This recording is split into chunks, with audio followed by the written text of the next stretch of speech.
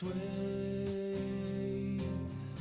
I just can't take your breath away.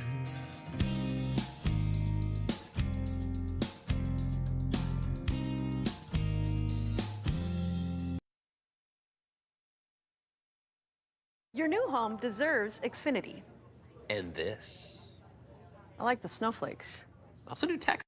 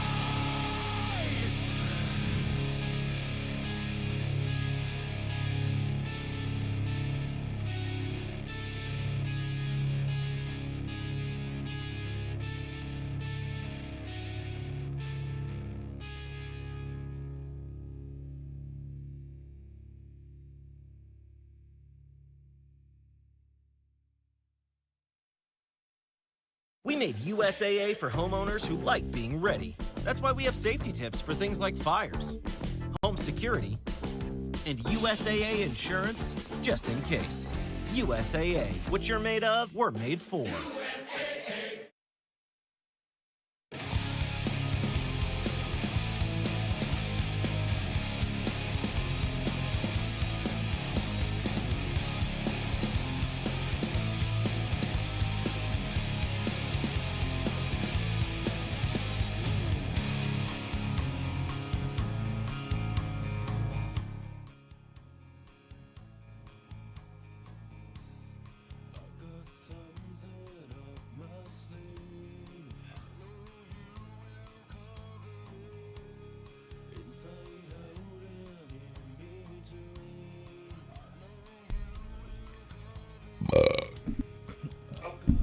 There we go. Whoa. I pressed the mute twice on accident. Dude, I just burped into the mic and I realized the mic volume was all the way up. So they probably got shit. a really loud burp. Oops. By the way, how's the audio sound? Yeah, guys, how's the audio sound right now? Let's see. We've already hit that sub goal. Let's change it to 2,000. Hey. Oh.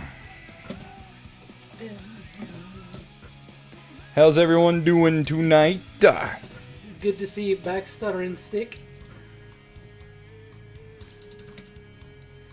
2,000. Starting amount is, I think we're at like 1021. Nice. I can go up a little bit? Oh shit. 1021. Alright, I went up a little bit. How's that sound? Or do I just need to project more?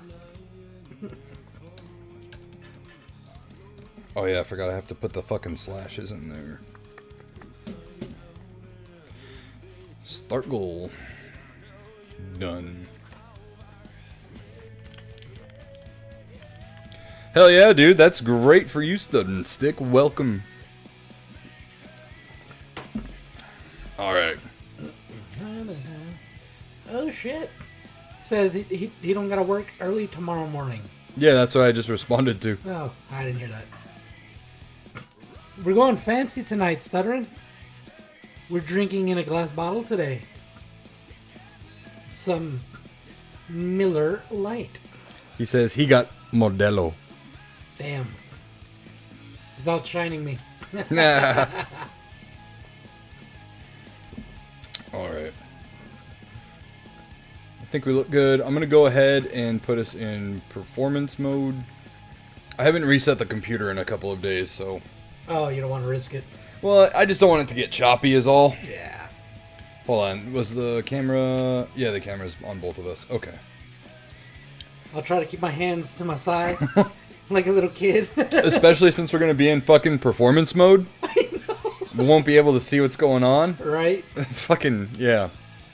Alright. Let's go ahead and get the show on the road, shall we? Oh, yeah. Right after this quick commercial break. There we go. What's up, nerd geeks and gamers alike? It's your boy, Nerdy Nick, back with best friend Josh. What's up? For another episode of the Nsquared podcast. But before we get too ahead of ourselves, we'd like to thank our sponsors over at W Energy and HubDaddyStore.com. Head on over to HubDaddyStore.com using code MUSTACHE10 at checkout to get yourself discounts on orders of coffee, mugs, candles in mugs that you can use later then for the coffee, and more over at HubDaddyStore.com. That is code MUSTACHE10. And also W Energy. Head on over to w.gg using code Nsquared10 at checkout to get yourself 10% off your order of caffeine energy goodness. It's all made here in the USA under GMP guidelines. That means there's no artificial colors, flavors, additives, none of that stuff. It is all overseen, and guys, that's the best way to do it. None of that funny business. Again, made here in the USA under GMP guidelines, 150 milligrams of caffeine straight directed into your system to help you take on whatever you're tackling during the day or night. The choice is yours. W.GG using code Nsquared10 at checkout. And last but not least, our show producers over at patreon.com/Nsquaredpodcast. For as little as $3, you can help support this show and the channel grow in ways that really matter. Like helping us get a new capture card, because the fucking Elgato HD60S is dead. It has been swimming with the fishes. Yeah, that's right, guys. Until then, we're kind of SOL on gameplay, and I would really like to get some gameplay streams going again. So, help us out over at patreon.com/Nsquaredpodcast, just like our beautiful show producers. The list is longer now. Kev Called, Jordan, aka Toybox Time Machine, Snark, CSG TV, Jim from Drink a Beer and Play a Game, Anonymous Mystery, Smash JT, Nice Peter 3, Rat Zombie, and our permanent executive producer, who has given us this beautiful camera that we've been using, Resvergram. So once again, thank you to all of our Patreon subscribers, and make sure when you sign up, let us know, and we'll get you into our Discord for the COD Squad, baby. That's right, we've been playing just about every weekend, it seems. So, come on over, join the Square Squad over on Call of Duty Black Ops 6, and help us declare victory. We'll see you on the battlefield.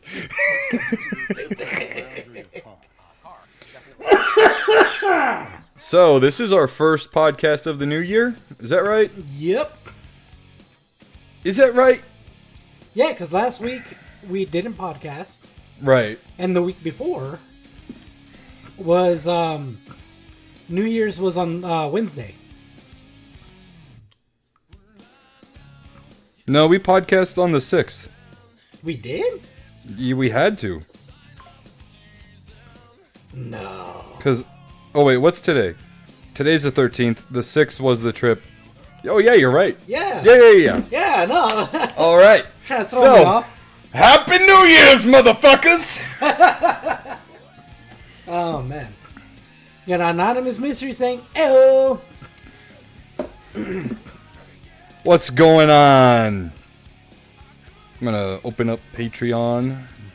Oh, and there's also a playoff game tonight too. That's right. Playoff game. We got Raw going again. We're in the fucking trenches tonight, man. Oh man, we're going to head with not only Raw but the NFL. The fucking media better watch out. Whoa, we're stealing all the viewers. Look out, everybody. Oh yeah. So what you been up to? What have you been doing? Mister, I don't text my friend unless he texts me first. I know. You fucking suck. I'll let you in on a little secret. My mom gets pissed off at me too because I don't call her enough. Don't fucking compare me to your mom. I'm gonna start fucking texting you. Josh, why don't you ever call me anymore? I was gonna say, hey, you're family. Family. Yeah, I know. I'm bad at communicating. Just bad at it. I'm like, pretty soon we're just gonna be those fucking people who you think are friends, but they're only friendly on the show, and then after that they go their separate ways and be all fucking diva. Oh yeah, no, I've been playing way too much Path of Exiles too. Yeah. Yeah. So there's a story to it, and right now since it's on early access, the full story hasn't been released yet. Gotcha. So it's supposed to be acts 1 through 6, but right now they have acts 1 through 3, and then you repeat 1 through 3, but on a harder difficulty. Okay. And turns out once you beat it, that's not the end of the game. That's basically the tutorial. Oh wow. Yeah, there's literally a tab at the end when you get to it that I haven't got to yet. My friends have on Discord. That literally just says end game. And it is a whole different fucking game. Well, that's pretty cool. Yeah. So I'm excited for that. But That's neat. yeah, pretty much that. Stutter and Stick says, "You mean he's not playing Destiny?" Stutter and Sticks hasn't been here in a while. I haven't been playing Destiny in like 2 months. It's been 84 years. Yeah, no, Destiny has gone to shit. It really has. And Well, that happens when you lay off like fucking 17% of your fucking company. dude, it's fucking crazy. Like, there's bugs out the ass, the content is horrible, and they're just giving us the most ridiculous fucking responses to shit. The last time somebody put in a complaint, one of the fucking devs just replied with, "Heard." Yeah! It's bad. That is bad. Yeah. Can't say the same for Helldivers, man. When there is a complaint or something, there is literally a Helldivers community Reddit, and people who work at the company moderate the Reddit. Wow. So it's direct fan feedback to the company. And they respond and have conversations within the Reddit. Man, Bungie needs to fucking learn from them. Yeah. They definitely do. Yeah. So you've been playing Path of Exiles? Yep. Is that it? Pretty much. Damn. Yeah. Dude, my brother-in-law has been playing it like crazy. My roommate Jesse's been playing it like crazy. Yeah. Yeah. A few other guys have been debating if they want to join or not, but yeah. And you said it is or it is not an MMO. It's weird because it kind of is, but it kind of isn't. Okay. It has like a general hub where you can see other people playing. But once you go into the story, the only time you see other people is if they join your party. Gotcha. Yeah. Okay. But yeah, that's what I've been up to. What about you?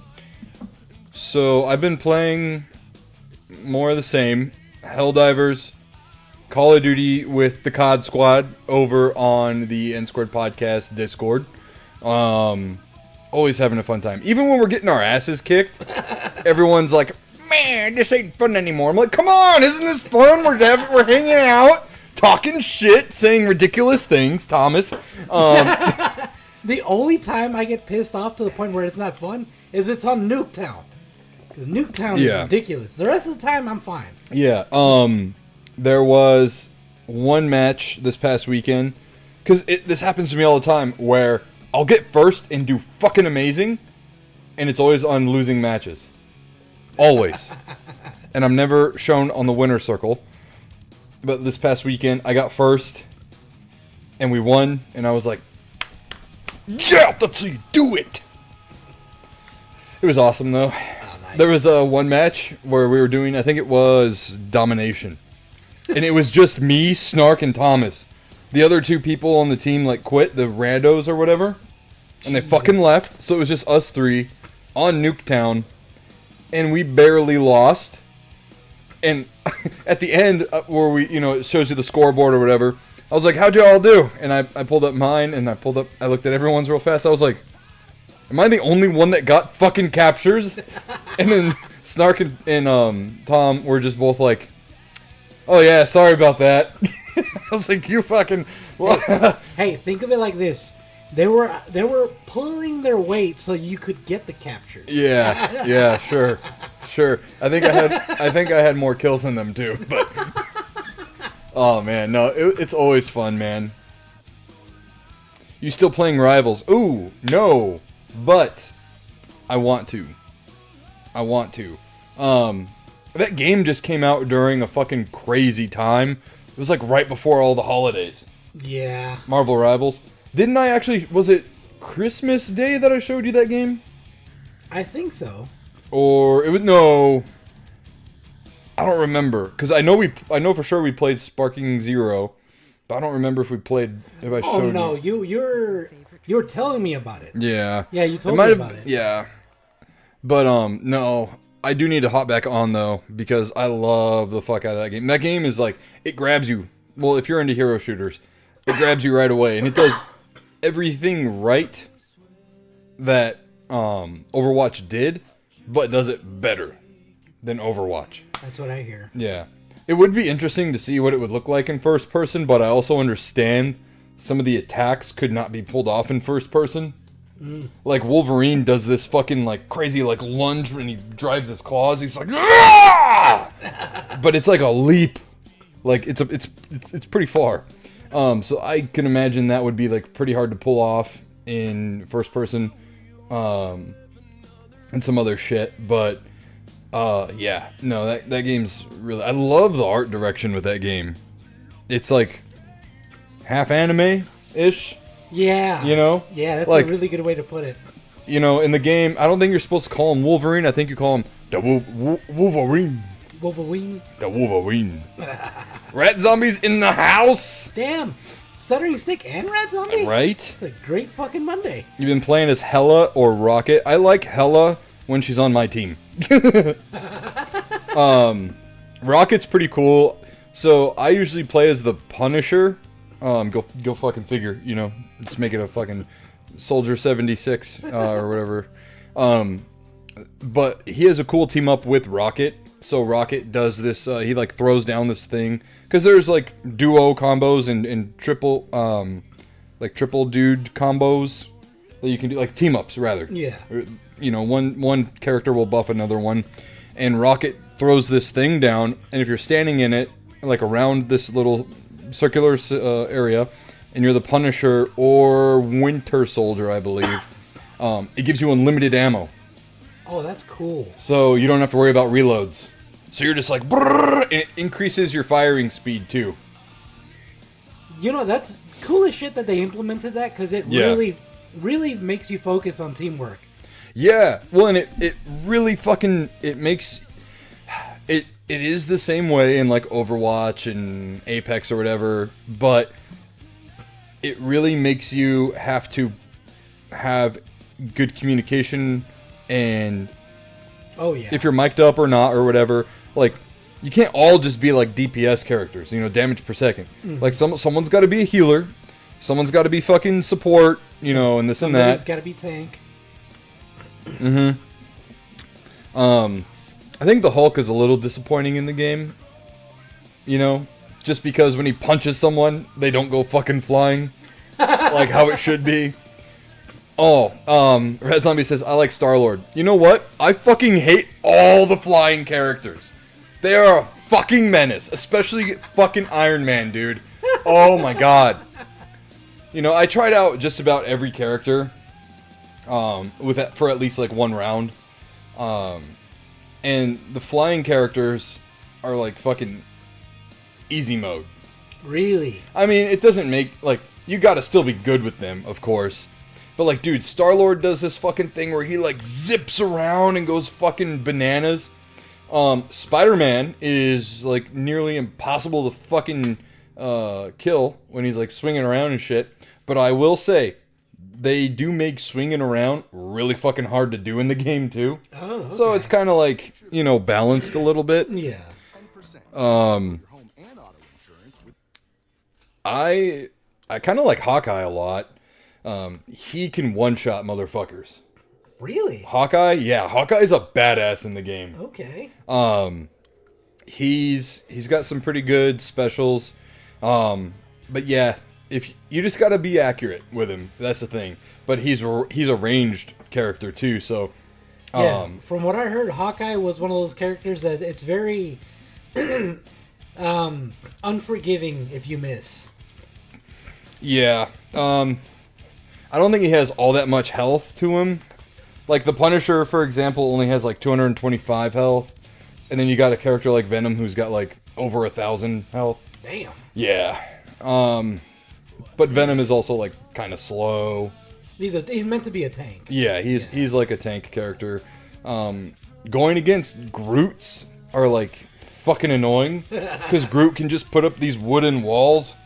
It's like, just fuck off. Fuck off with that shit.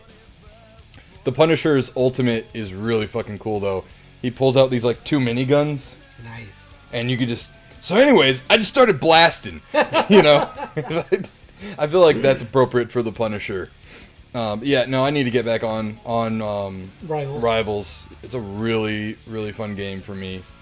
Talking about miniguns, did you hear about what the developer said about miniguns? For Helldivers 2?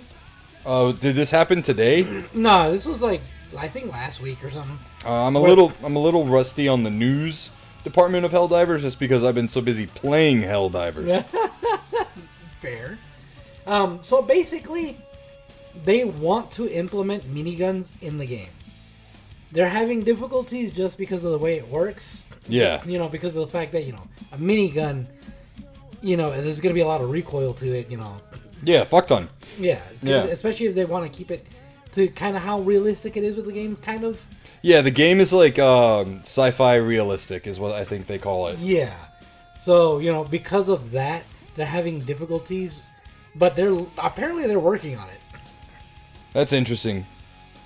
That's pretty cool. I heard they're also working on customization, so you can like change the color of your armors, your capes, your weapons, stuff like that. So, just like something you would take for granted in a shooter, you know? Yeah.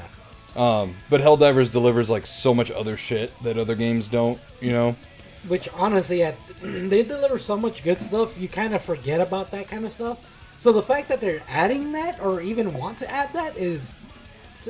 Yeah. Great. So yeah, I've been playing Helldivers 2. What else did I say? COD.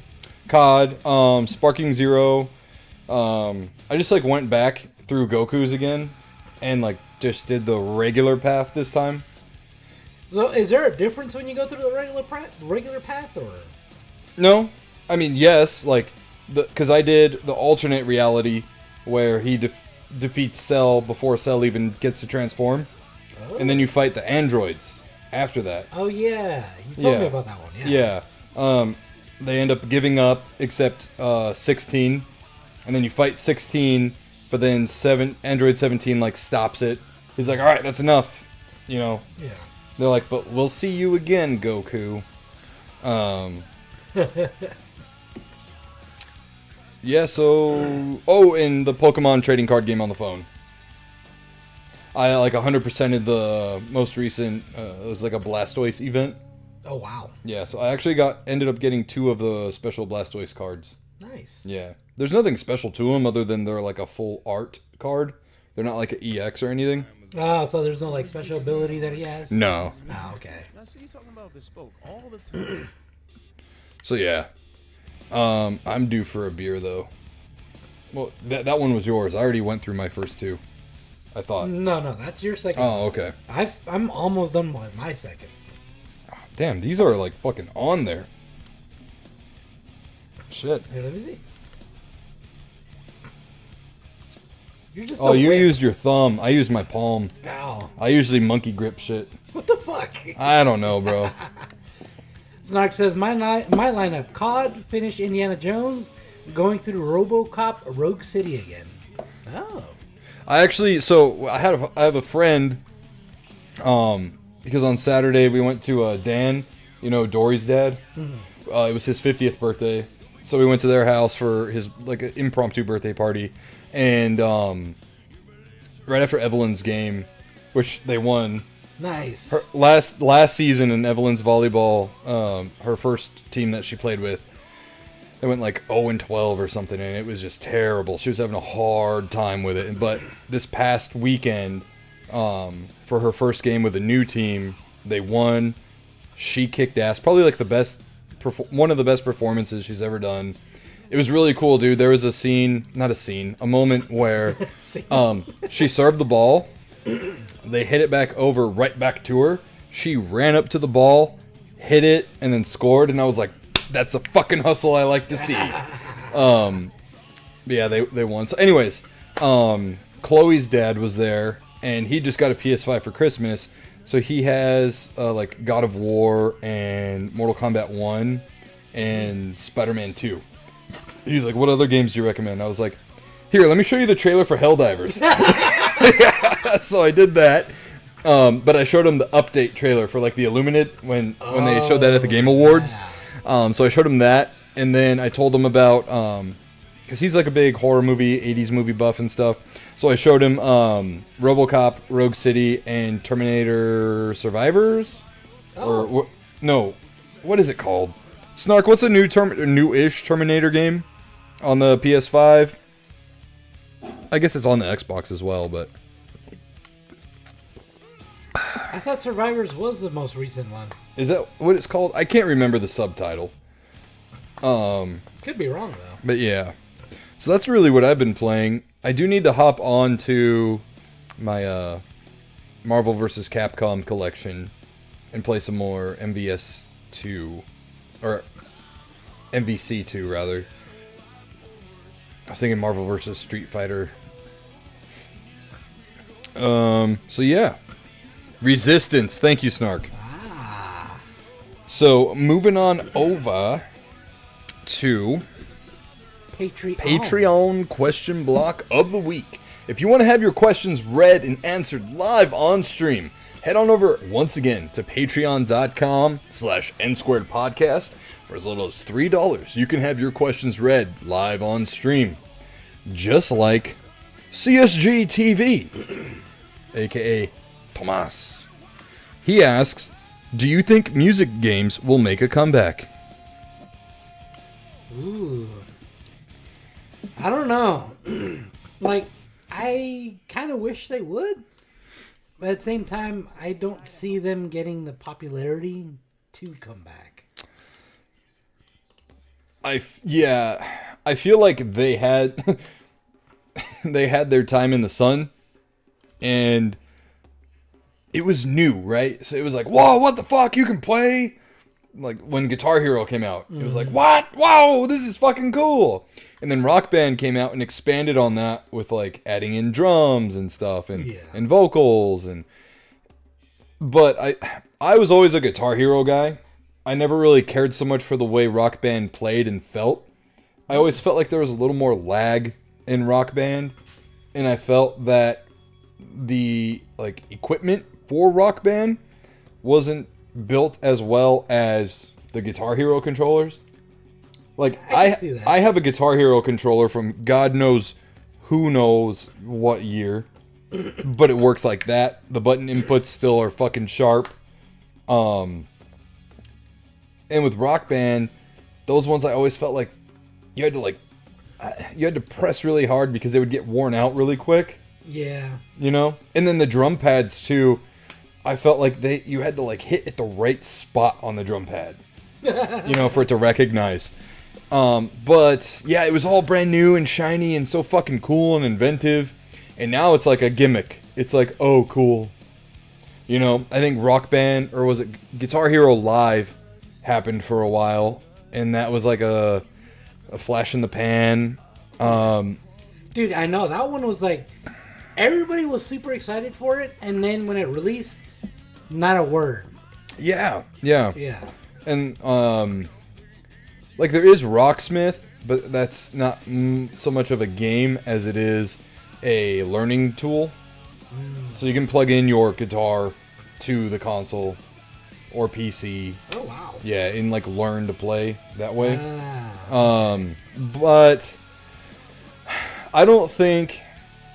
So, in the way he's asking, no, I don't think they're going to make a comeback. It oversaturated a market, and... if they do make a comeback, it's going to be like way later on. There are too many people who are still too young that remember it, live through it. And now they know it for like everyone has their favorite Rock Band or Guitar Hero. Yeah. Like my favorite Guitar Hero is Guitar Hero 3. You know, like that one had, because I think the first one was all cover songs of real songs. Yeah.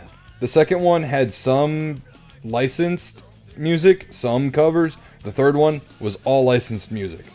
And it had the best mix. Which one had the Through Fires and Flames? 3. 3? Yeah. Okay, yeah, 3 is my favorite. Yeah. That one and the Dragon Force song. Yeah.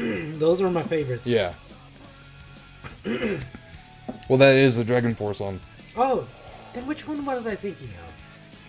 There was another one. The Dragon Force song, and there was another one. Yeah. I think it was like from Pendulum or something like that. Oh, okay.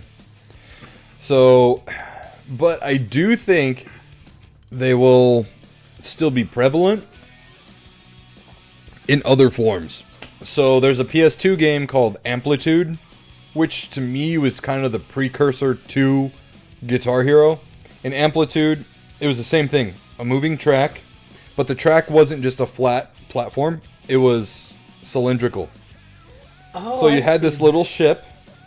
It was like a little ship that had 3 lasers to it. So it looked like this. And you could be on 3 tracks at once.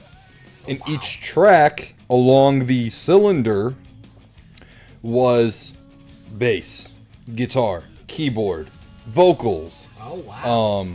The like techno beat and all this and that. So you could make the song sound how you wanted it to sound, but you still had to score enough points to keep the song going. Oh. Yeah, it was really cool. I think I've seen that. I have it. It was like one of the first PS2 games I ever played and fucking fell in love with it. And then you've also got games like Dance Dance Revolution. right.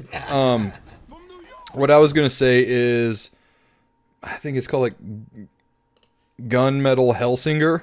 Oh, the more recent one. Yeah, the FPS that is beat based. I say beat based because as a musician, when I ran through it, I had a really hard time with the game, lining up and syncing the beats. It also, before you start the game, it has you calibrate for lag and stuff. And I fucking was getting so upset with the game that I kept recalibrating. I think I did it like 10 times. You're not the only one. My brother-in-law played that one for a while too. Yeah, there's a VR version too. He had the same issue. Yeah. Where he just couldn't calibrate it correctly. There's something with their calibration system that it didn't click properly. Yeah, so thankfully it was a Game Pass game, so I didn't buy it. I didn't waste my money. But yeah, you know, that was like kind of popular for a while, and then it died off pretty quick. So I don't really think like traditional music games will be a thing, but you'll always have, what is it? There's like a beat dungeon game for Shovel Knight, and I think Zelda. There's like an offshoot Zelda game, and like the ground like bounces and stuff. I forgot what it's called, but yeah, gimmick games with music will always be a thing. Yeah. I mean, there's Beat Saber. Beat Saber is still kind of popular. Yeah. But that one is going to be stuck in the VR realm. Yes. Yeah. Which is niche in itself. Yeah. Next up, we've got from Anonymous Mystery. Favorite movie from childhood? Any particular reason or memory? I got mine, but I'm going to go grab more beer. Okay. Man, that is a question. Fuck. Yeah, just like reload. Like both of us. Oh, yeah, no, that's what I'm doing. Man. I mean, there's a fuck ton. And like, I'm a movie dude. You know, I spend way too much time watching movies. As outside of playing video games. Alright, well, while you think on that, I have my answer. Mr. Nanny with Hulk Hogan. No, I'm just kidding. Did you ever see that movie, though? No. Oh, we gotta do that. Yeah. No, I'm down for that. So, my favorite movie from childhood is 1000% The Mask with Jim Carrey. Alrighty then. Yeah. No, that's Ace Ventura. Ace Ventura. Yeah. That's still Jim Carrey. Yeah. Yeah. So, Look, Ma! I'm Roadkill! oh, you did that really good. Yeah. Oh, shit. I know. I did that at the birthday party, too. I did like a voice or whatever because... Sorry to interrupt. I'm gonna let you finish, but because all of the schoolgirls were there, you know, like the daughters. Because the birthday party we went to was a dad of one of Evelyn's friends from school. So of course all the other girls from the neighborhood or whatever were there, and they were like, "Mr. Nick, you are now Mrs. Nick," and I was like, "Okay," you know, like doing the whole thing, and everyone was like, "Dude, I didn't know your voice could go like that high pitch."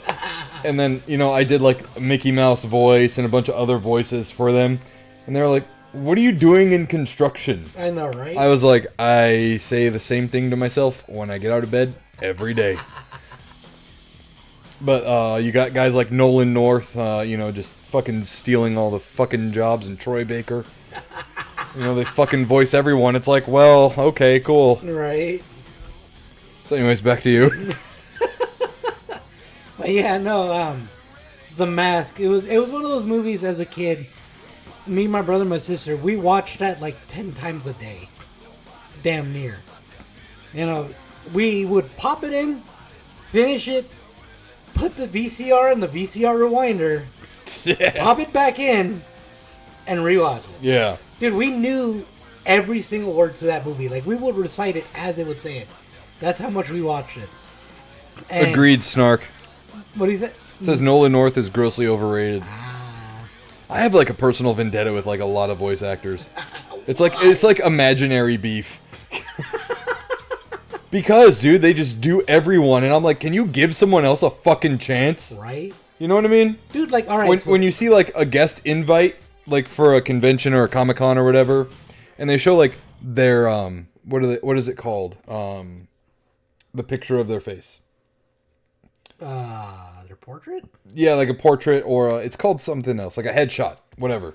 They'll show like their headshot, and then they'll show all the characters of all the people they voiced. You're like, Jesus Christ. It's like, dude, Give someone else a fucking break. Right? You know? Like, that reminds me, it's a little off topic, but that reminds me, like, one of the more popular voice actors, like, least known for gaming, at least, is this guy who did Igor in Elden Ring. Okay. He had literally maybe like 10 lines total, but he fucking nailed each one. Everybody's like, God damn, this dude put his soul into those lines. And he was literally just angry at a dragon. Yeah. That's his whole thing. It was fucking great. But, yeah, no, I get what you mean. I get what you mean. And they're a bunch of fucking divas, too, I'm not gonna lie. Watch, dude, this is gonna burn me so bad when we go to another convention, and I end up sitting right next to another one of them, like what happened last year. I'm gonna be sitting right next to them. Yeah, that happened to me in the green room last year. It was lunchtime, so I went up and got lunch, and there's Patricia Somerset, the voice of fucking Princess Zelda, right next to me. And then to the right of me is fucking David Hayter. You know, and I'm just like... Which... What's going on, guys? I will say this. As much as I like David Hayter as Snake... Yeah. The original Snake voice actor... Because I don't think it was David Hayter for OG Snake, was it? I thought it was, but I could be totally fucking wrong. Are you going to look it up? Yeah, I'll look it up. Because I feel like he did not sound the same. And if he was the OG voice actor... Didn't they have Kiefer Sutherland do Snake once? Kiefer Sutherland. Snark says it was David Hayter. Damn. I feel like Kiefer Sutherland was in Metal Gear Solid. I could be totally wrong, but No, it sounds super familiar. Yep, okay. I was right. Snark says the only exception was Metal Gear Solid 5, who was Kiefer Sutherland. Ah, okay. He was like the main vampire in fucking The Lost Boys. Mm-hmm. He was the main character of 24. So, that was going to be my gripe. Because I thought it was David Hayter who did Metal Gear Solid 5 Snake. Oh, okay. And honestly, as much as I like Kiefer Sutherland, he's a great actor. Yeah. He did not voice Snake properly. David Hayter did a better job. There is something to say, and we'll get back to your question, Anonymous, sorry. Yeah, no. There is something to say about this happening in games where you have legit Hollywood actors voice characters and it just not working out. And it could be a plethora of reasons, right? Like maybe the actor really isn't a gamer or doesn't know the franchise or whatever. So they just kind of like do their best to kind of like, you know, get it right. Or they could also be like, I have to do a video game. Right. Cool. You know, and then they like phone it in. Like I know Tobey Maguire phoned it the fuck in Spider-Man 3 the game. It was like terrible. But Bruce Campbell did a really good job in that game. Yeah. The thing is with Hollywood voice actors, there's a difference, oddly enough, when it comes to like voicing game characters. Yeah. There's just a difference. Yo, we got Lock PSB in the house. What up? Yo, what's up?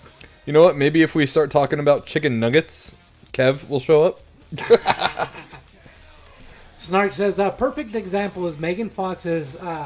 Nitara. Oh my god, that Yeah. was fucking awful. And they had the nerve to hype her up too. Oh my god. Oh yeah.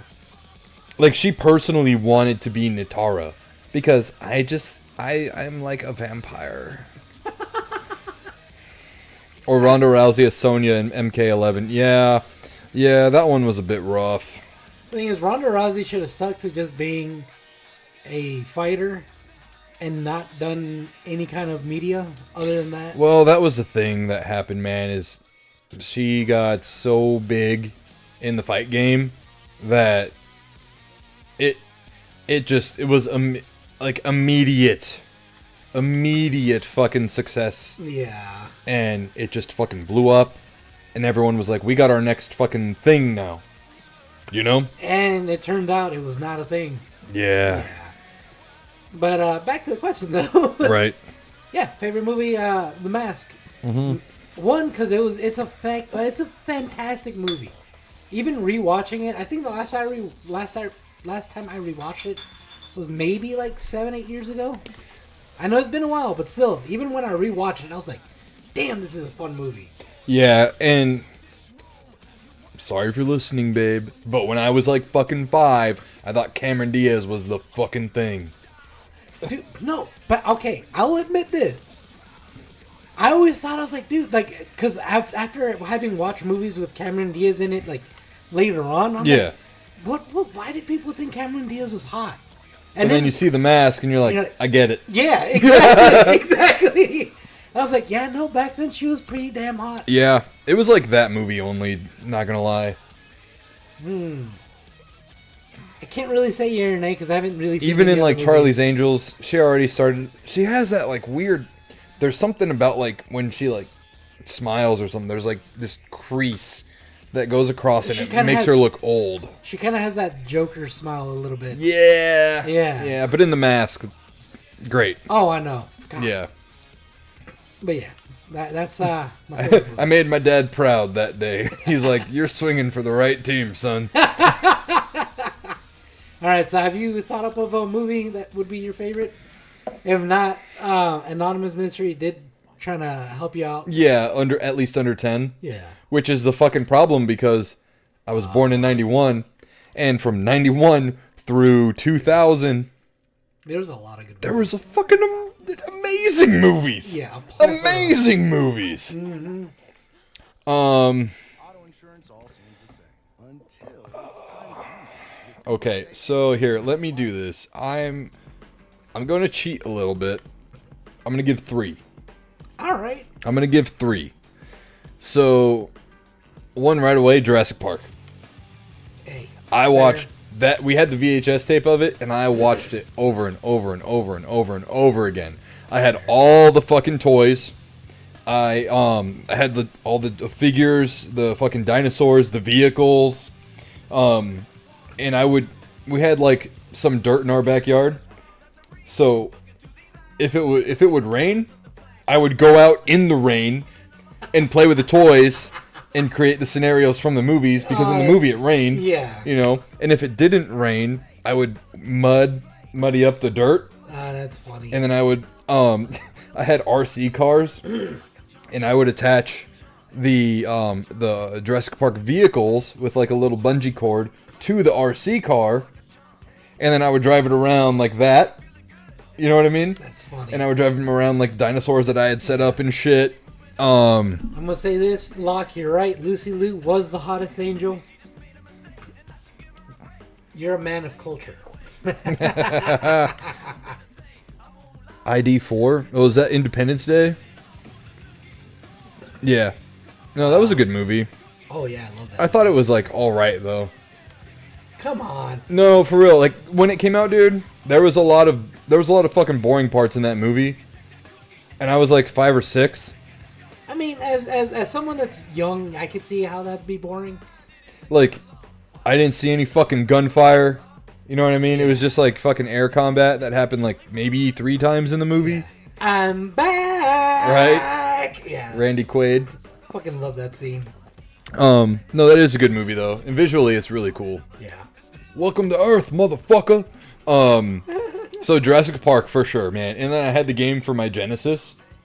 And so, like, at the beginning of the game, you know how it goes, like, Sega? Yeah. So the T-Rex pops up. And it goes, Sega! Oh, shit. I didn't Just know like they that. did that. Yeah, it goes, Sega! That's cool. And then the intro to the fucking game is fucking terrifying. Because it is just about realistic as you could get on the Sega Genesis.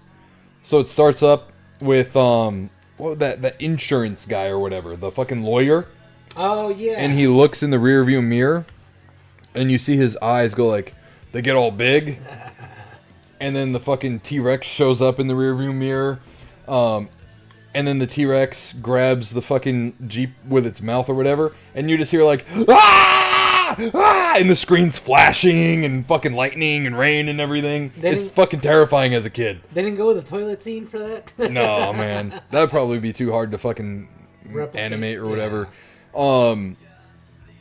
And Teenage Mutant Ninja Turtles 2, Secret of the Ooze.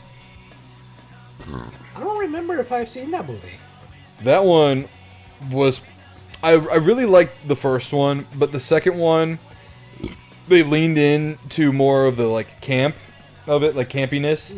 They had introduced 2 new characters that were mutants as well, because Shredder got the secret ooze that made the turtles who they are. Oh, shit. And he decided to give the ooze to, like, a snapping turtle and, like, a baby wolf or whatever. And it made them into these, like, big ol' fucking menacing monsters. But what he didn't realize is, they're babies! So, because they're fucking dumb, you know? Yeah. And then you have the ninja rap from Vanilla Ice in there. Dude, like... Go ninja, go! Yeah. All of this sounds so familiar, but, like, I can't picture it. Oh, and then Shredder gives himself the ooze, Oh, shit.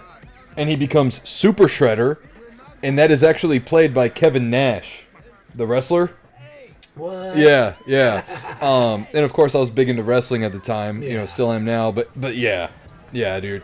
And that movie as well, I remember the VHS, it had this fucking Pizza Hut commercial before the movie started. Oh, wow. And it is, like, if you've seen the VHS of this movie, you know exactly what I'm talking about. It had all these kids playing, like, fucking a baseball game, and they go to celebrate at Pizza Hut or whatever, and of course Pizza Hut, right? Because, you know, turtles, Right. pizza. The movie came with a fucking pizza coupon as well, and all that. Dope. So yeah, those 2 for sure. And then the third one, man, shit, probably The Mummy from 1999. Oh, that's a great I fucking fucking movie. love that movie. That's a great movie. To this day! To this day! I fucking love that movie, and it holds up, dude. Oh, it Like, does. of course, CG is dated for the most part, like, especially when you get up close to Imhotep, you know, when he's, like, fucking straight up mummy. Yeah, obviously, it's fucking CG. But at the time, dude, you're like, what the fuck is going on? Oh, my... The fucking wall of sand in his face. What was the girl's name? Anoxinamoon or something Yeah. like that. Anoxinamoon! I always thought he looked scary when he was half and half. Oh, yeah. That's where you're like, ooh. Dude, they did a good job with that. Yeah. Yeah. That, and it's got a lot of like one-liners and shit, you know? Like when it's not really a line, but when Imhotep like fucking goes like right? And Rick and Evie are like, they got their backs to the wall, and Rick just goes ah! And then they fucking run, like yells back at him and runs. It's so stupid. Yeah. Oh, that's such a great or like movie. when Benny goes, looks like I got all the horses, and then Rick goes, looks like you're on the wrong side of the river. Right. You know? Yeah, dude, that was like of course I had seen Brendan Fraser in other movies before that, like Encino Man especially, but that's where I was like, is this new Indiana Jones? You know? Yeah, that's a good way to put it. Because my parents had shown me like the first 3 Indiana Jones movies. Those were the only ones at the time that were out. And back then, like, my favorite was Temple of Doom for some reason. But I was, like, really familiar with, like, the explorer and adventurer kind of, like, movie archetype. And then The Mummy 3, or The Mummy comes out, and you're like, what the fuck? This is fucking cool. Yeah. You know? It's a- And he reminded me a lot of Indiana Jones because he wasn't, like, invincible. Like, Rick got his ass kicked. Oh, yeah. You know? He was afraid, but he was also brave. Right? And the movie also had, like, really good pacing. Not a whole lot of time, like, downtime. And even while they were looking for the temple and this and that, it was still, like, eerie. Because creepy shit was still going on. Like, the warnings of the curse, you know? Yeah. There's that scene in particular where that guy, he's holding the Book of the Dead. Or the Book of Life. I think it's the Book of Life, because they're opposites. Yeah. And it's when all of the fucking giant crickets and shit are, like, flying around. And he's getting covered up in him, and he goes, what have we done? Oh, the locust scene. The locust, yeah. You're like, you know? So, yeah, I would say those are, like, my top 3 as a kid. So, Jurassic Park, TMNT 2, and The Mummy. So I can't say much about TMNT. Last Crusade is a really good one, Locke. I'm not gonna lie. As I've gotten older, I've departed from Temple of Doom being my favorite, and gone more towards The Last Crusade. I do really like the Raiders of the Lost Ark, but I think I like that one more for the ending of it all, like when everyone's faces melt off and shit. And when Indy, you see that Indy hates snakes. And I'm like, I hate snakes too. This guy's all right. Yeah, and I was gonna say is like I can't say much about TMNT, but those other 2 are really solid fucking picks though.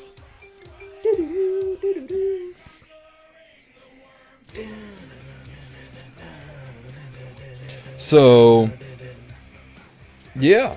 Yeah, those are our picks.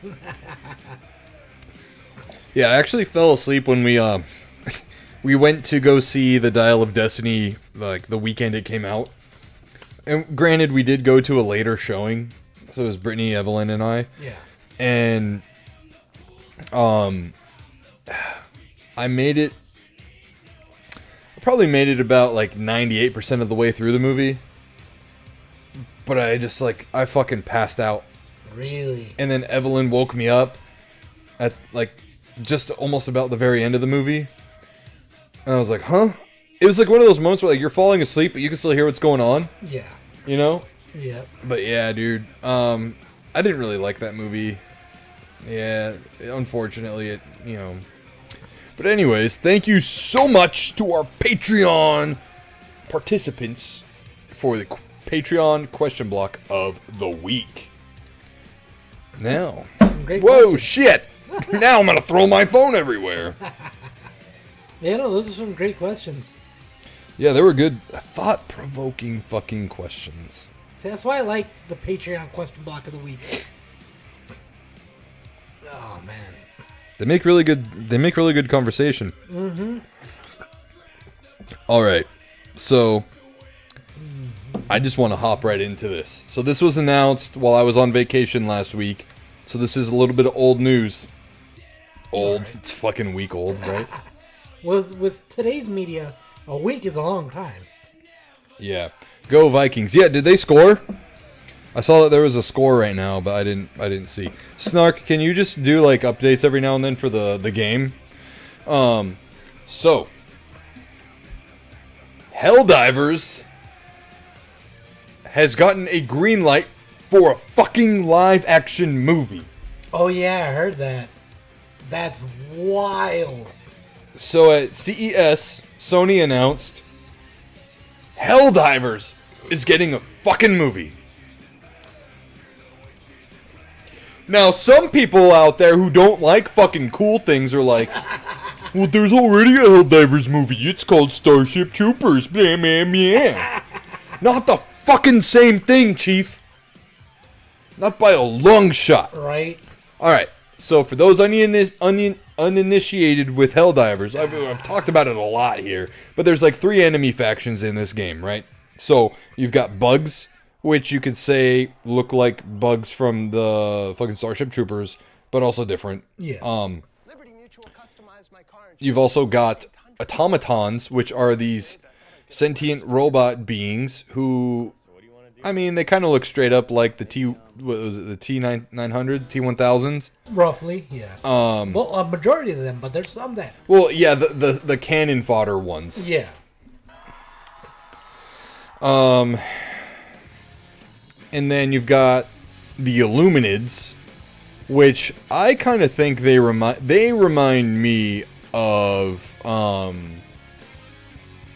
elites from Halo. I mean, they're a little different, but I can see where you're coming from. Like they got the 3-finger thing going on. Yeah. Same thing with the toes. They're kind of built the same. They're fucking like 7 or 8 feet tall. Yeah. They have different faces. Mysticles, yo, what's going on, bro? Yo. There's so many different directions they can go with it. Let's do a little bit of brainstorming here. Some fan theorizing and shit. Oh man. So, Join in, the guys. movie that was announced, right? It just said Helldivers on it. It didn't say, like Helldivers 2 or whatever, like, because obviously that's not going to make sense. Yeah. So, and granted, the first game was like a indie darling. The second game, it is still an indie game, but it is at a success level of a AAA blockbuster game. Oh yeah. Like everyone, it won a few awards at the Game Awards, like best multiplayer game, best ongoing game. I think it's won other games at other Game Awards across the globe. So, yeah, T800s. Thank you, Snark. Sorry, I'm fucking dumb. So it's like massively popular. Oh yeah. We could log on right now, and there's probably about 100,000 people playing across the globe right now. Yeah. So, the first game had a different faction. It didn't have the automatons. It had the cyborgs, which were regular Super Earth citizens who just got obsessed with cybernetic upgrades on themselves and stuff. And again, if you don't know anything about like the story of Helldivers or whatever, essentially there was like a massive war on Earth, big nuclear war on Earth with all the countries going against each other. And once all the war was done and stuff, everyone decided to get together and essentially make the world one nation. And they decided to call themselves the Nation of Super Earth. So there's no more Americans, Africans, Chinese, whatever. It is all just everyone is one fucking people, which is actually pretty rad. But as the years had gone on, they had start to become more and more brainwashed, just like the people of fucking Starship Troopers. Yeah. Would you like to know more? And so they started to conquer the galaxy, and it was in the name of liberty and justice and freedom, and all this shit. But really, they were just, expanding and colonizing other planets for their own and using their resources for their own. Like, the main reason they go to war with the bugs is because the bugs' blood and guts is actually good fuel source for all of their jets and starships and this and that. Yep. So... Hey, my turn. Oh, this fucking commercial. I was like, who said hey? So yeah, no, that's like the gist of it, Yeah. And they took a lot of the satire, because like I don't know much about the first game, but I know in the second game they took a lot of the satire from Starship Troopers and implemented it. Because I mean, it's roughly the same thing, Yeah. To fight the bug, we must understand the bug. Would you like to know more? Up next, is it patriotic to eat calamari, or is it signs brainwashed by a despotic regime or something Yeah. like that. Yeah, they call the Illuminids the Squids. Yeah. Oh man, dude, I love so much stuff that they do about the game.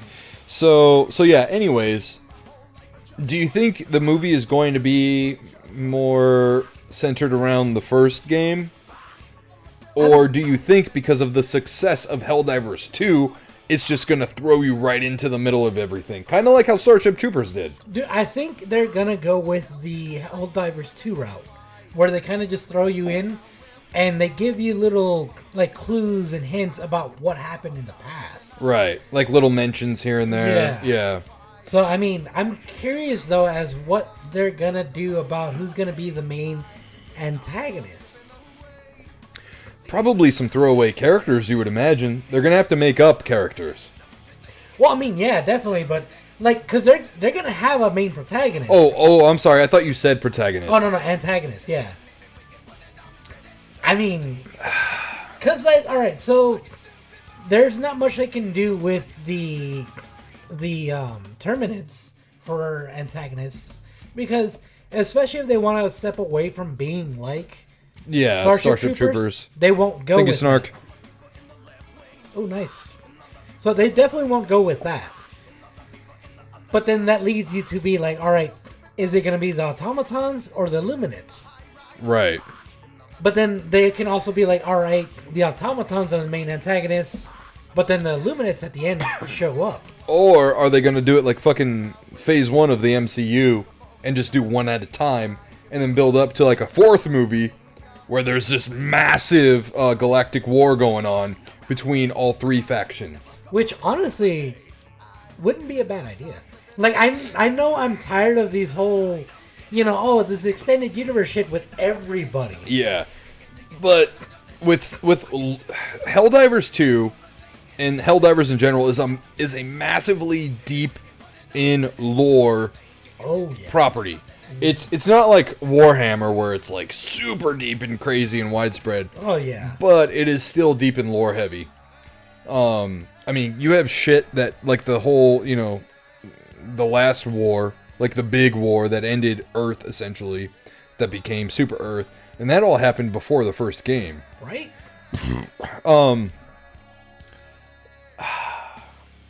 Yeah, man, it is like really interesting to see where they would go with it. I think it would be. I think they would probably lean towards the automatons. Because now I think about it, they could do a mixture of both. First and second game.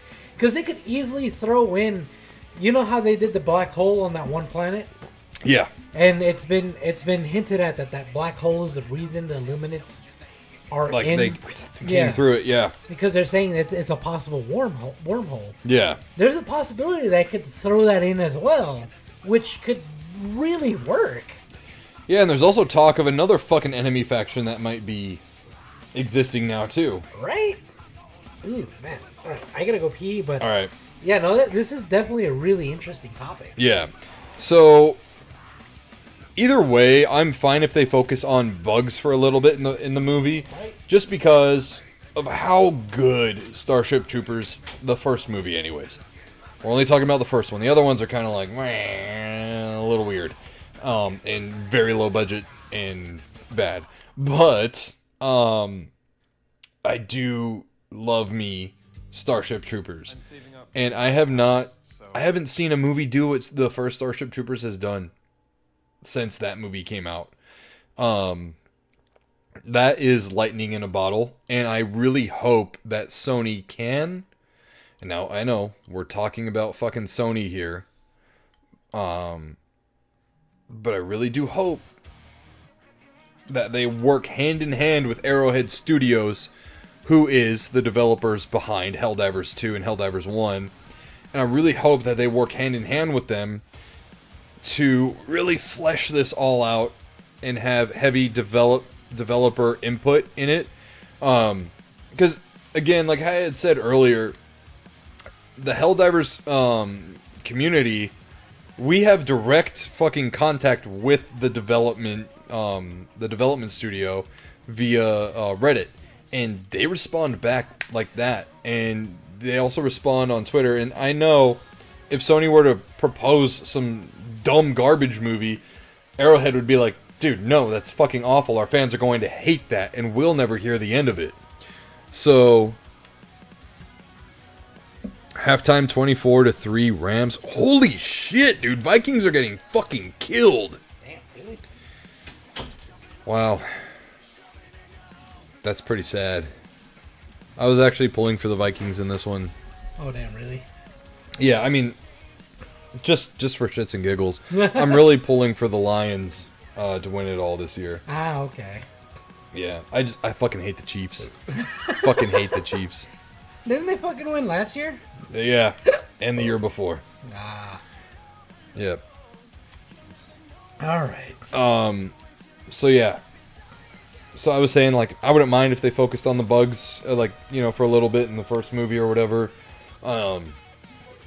It would be cool to see how they manage going, you know, to different areas, different biomes and planets, you know, and, you know, just seeing how all this shit works.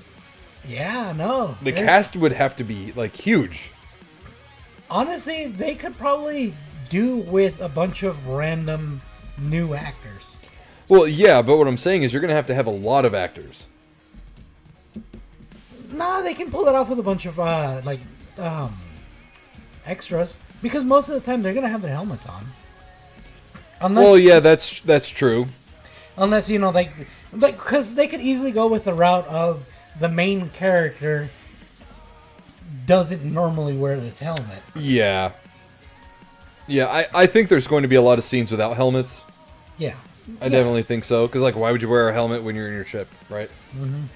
And then, of course, you're going to have all the generals and fucking who knows who and whatever that are not wearing a helmet. I hope they implement John Helldiver. That's what I was going to say. Or the guy that... you know, there's actually a character in lore that inspired the Viper Commando shit, too. Really? Yeah. That's fucking cool. Yeah. So anyways... Which, I was going to say, by the way, did you know, apparently, and I think it was by the developer that they said pretty much anything that happens in the game is canon. Yeah.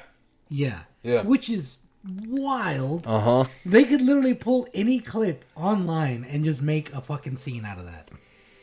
Yep. Yeah, and that's also what fucking helps, Fucking too. ragdolling. Oh my god, can you imagine that? I bet you there will be one scene in the movie where someone just gets ragdolled, like, by a fucking Bile Titan or something. There's gonna be a lot of fucking friendly fire. Bro, can you imagine seeing a Bile Titan on the big screen? That'd be fucking dope as shit. Oh, dude, it has me hyped. But at the same time, dude, you know how many fucking, how many, clips of the game there are out there, and every single one of them could be turned into a fucking movie scene. Oh, yeah. It's fucking wild. They better implement that scene, and I know you've seen the fucking meme, where it's like, girlfriend says, why don't you give up? And it says, because he never did. And it shows the clip of that dude waiting for that fucking, the kiosk or whatever it is to load, and he's on a fucking HMG, and he's just fighting a fucking shit ton of automatons. There's a walking fabricator. The Strider? The Strider, yeah. Oh, is it the one where the Strider literally walks out of the fucking, the out of the darkness? Yeah. The dust cloud from the explosion? Yeah. Yeah. Yeah, and he's, fighting against... and he doesn't die. Yeah. Yeah. They better fucking put that in the movie. Dude, that scene, I mean, because there's also people... clip. Yeah, that clip, well, I've seen some people post it, too, where they're like, why is this game so cinematic? Right? You know? Yeah. Dude, that clip alone... every time I watch it, I normally don't say this shit because I don't want to sound fucking corny, but that clip definitely gave me fucking chills.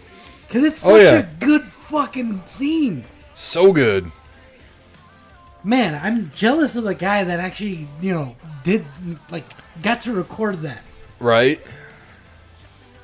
Yeah, dude, it is... Oh, man, I'm so hyped. Alright, so let's go to let's fan cast Helldivers the movie.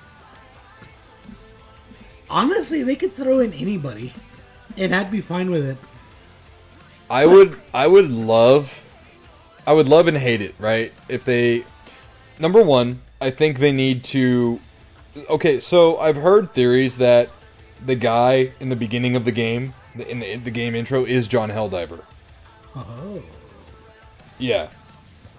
But either way, they need to hire that actor and put him in the fucking movie. Oh, 1,000 fucking percent. 1,000%. When Yes. he showed up to the Game Awards in the gear and in character, I was like, dude, yeah, you're fucking made for this. Because he's got that really corny voice, you know? But, like, it's corny, but at the same time, it gets you fucking hyped. Yeah. Honestly, if they don't have him in the fucking movie, I'm boycotting. I mean, I'll probably still watch it, but... The only person that, you know, two people that I wouldn't mind if they had in the movie is the main actor from fucking Starship Troopers. Oh, I forget his name. Crispin Van something. Like, I know he's a lot older, but bless you. Thank you. I know he's a lot older right now, but they could easily have him as some kind of general or something. Some higher up. Oh, Snark beat you to it. Casper Van Dien. Yeah, I met him before. Really? Yeah. He was alright. Him? Yeah. I met him at Comic-Con, Tucson Comic-Con. Oh, nice. And I was like, dude, I fucking loved your... Because he played Johnny Cage in like an online Mortal Kombat series. Oh, shit. And I was like, dude, I thought you played Johnny Cage really well, man. It was really cool and stuff. And he was just like, oh, thanks. And he just like kept looking away. Ah. You know, I'm like, I waited in line to talk to you. And I wasn't buying anything. But I just wanted to do like a quick like 1 minute of your time. Like, thanks. I love your fucking role, Starship Troopers, obviously. Yeah. But I didn't want to just like mention Starship Troopers because everyone fucking will. Yeah. And so I brought up, you know, the Mortal Kombat. I think it's called like Mortal Kombat Legends. And he was just kind of like, how about it? like nose in the fucking air. I'm like, bro, you're a fucking has-been. Just be fucking grateful, bro. Right? You know? Damn, that's kind of disappointing. But at the same time, not surprising. A little bit, yeah. Yeah. Him and Neil Patrick Harris. Neil Patrick Harris would fit in so fucking well. They would be like meta cameos. Yeah. You know? Yeah. But like have them die off really fast. I'd be fine with that. You know? Like have them both like show up like we're ready and then you know? Like someone throws a fucking stratagem right where they're at. Like a 500 kilogram bomb. Like, watch out. Yeah. Oh man. What about you? Who would you cast? You know, so I will say this, I'm not too big on like who's like acting these days. I will say I forgot his name. Glenn Powell. Okay, Glenn Powell is someone I would like to see in the movie. He kind of popped up out of nowhere and is just like a really good fucking asshole actor. This guy. He was I really liked him in Top Gun Maverick. He was also in the reboot for Twister. It's called Twisters. But he definitely looks like a super Earth citizen. You know what I mean? He's got that fucking like generic handsome white guy look. I can't really say I recognize him. Yeah, he's 36. The next movie he's going to be in is The Running Man. Oh, wow. Remake. Okay. Apparently this one's supposed to be more like the book from Stephen King. Okay. So I would like to see Glenn Powell have a role. What I hope is that they keep, and there's no offense to Chris Pratt, but they keep Chris Pratt, Jack Black, and The Rock. Let me see. Let me look at... Did you guys lose us? Everything's fine on our end, Snark.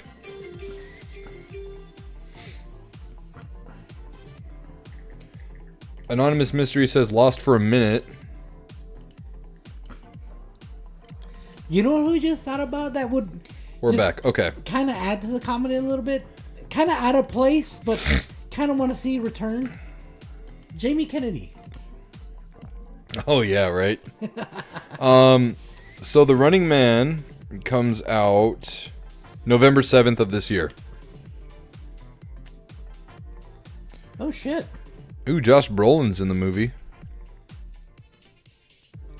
Michael Cera's in the movie. William H. Macy is as well. Michael Cera, what? I know.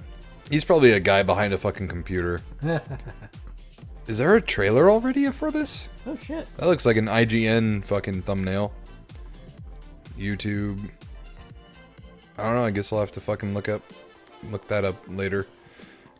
Another random guy, which I kind of feel like he needs to do more, like, you know, like funny bits. Mm-hmm. Liam Neeson. Oh yeah. I feel like he would fit in really well with the whole serious but funny. Yeah, well, he's busy getting the Naked Gun remade. Well, I mean, so it was announced, so that doesn't mean that they've recorded anything yet. I know, but that's what I'm saying. He's gonna be busy. Yeah, because they're in like pre-production and stuff. So, Oh. because that was announced, I think last year. Yeah. So they'll probably start filming this year. He's also a little bit old. Like, he's hit the point of aging now where you can see it. That's fair. You know. Okay, so I've said Glenn Powell so far.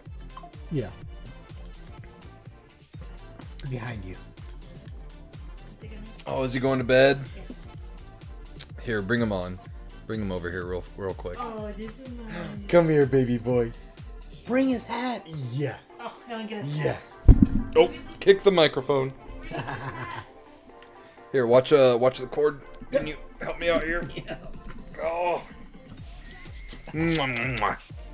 We got baby boy Vincenzo over here. And he's just over here staring at me for some reason. It's the logo on the hat. Oh.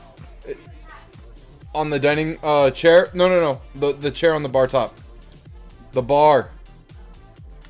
It's the logo on the hat, dude. He loves the fish on the logo. Really? Yeah, he really likes red and black, so we're worried he's going to be a Steelers fan. not red and black. Or, I'm sorry, yeah, yellow and black. He has his own hat. Here, let me turn mine around. There we go. Vincenzo.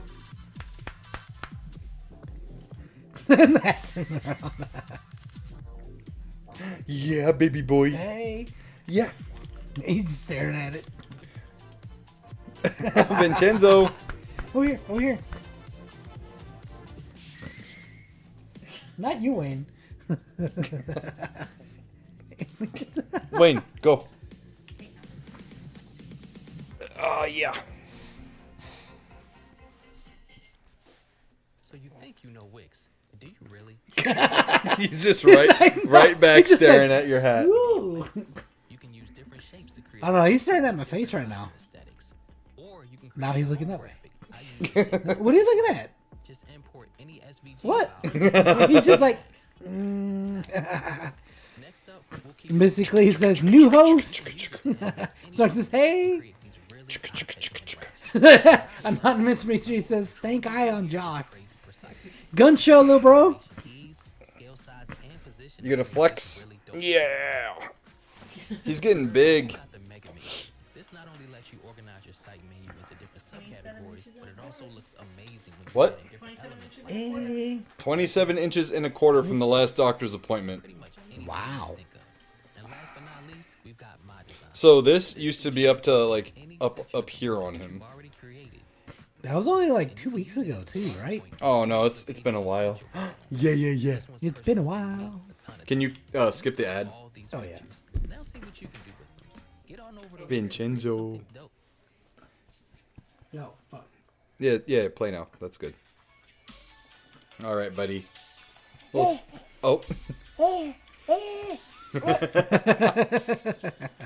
Yeah, speak into the camera.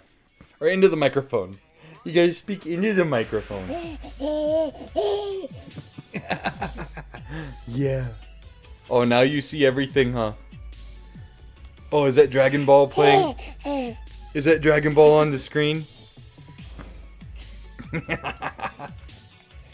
Yeah.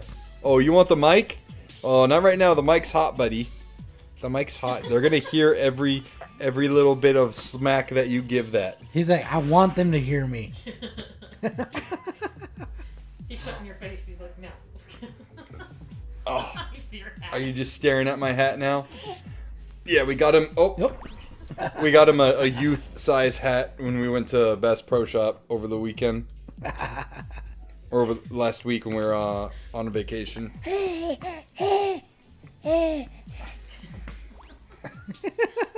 Yeah.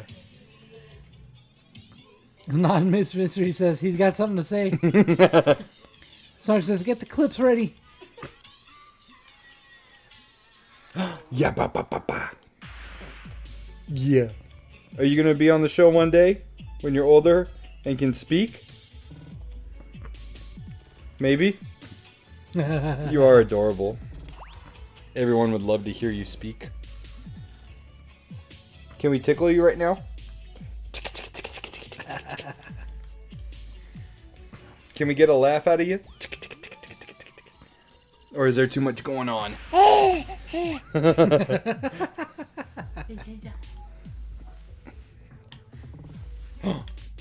Whoa. Whoa. No, he's just like, Yeah. he's like, you making fun of me? Yeah, there you go. Smile. Yeah. All right, buddy. You gotta go to bed now, okay? Okay. Mwah.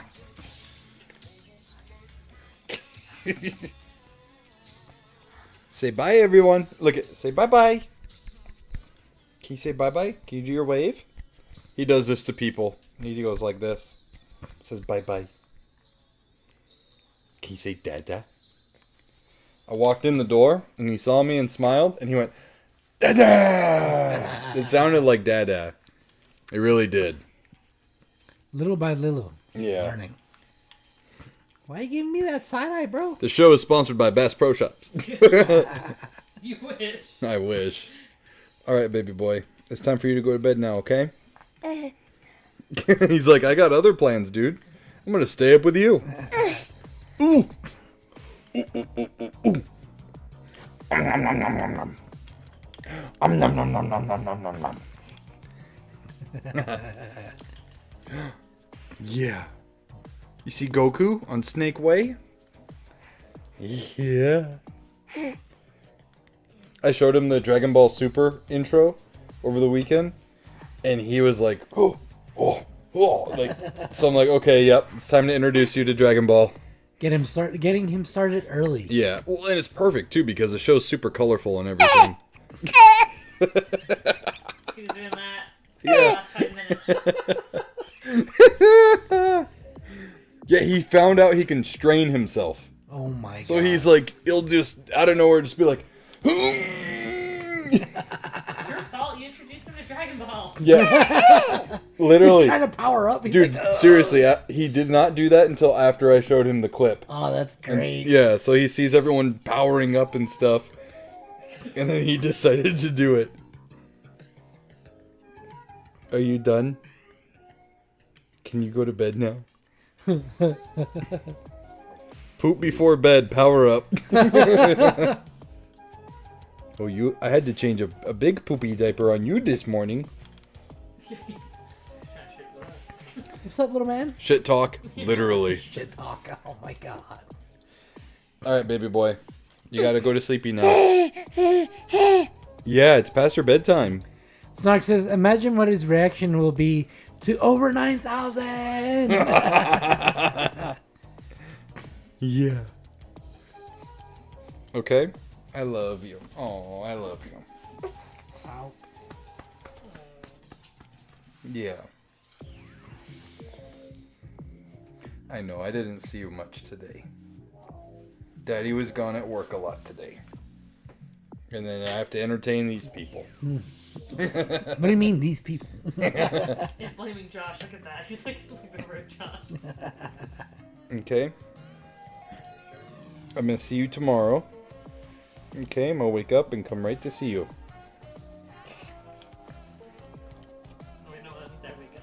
are you seeing the Dragon Ball characters on my shirt too? Alright. Say bye-bye. Bye-bye. Alright, babe. Thank you.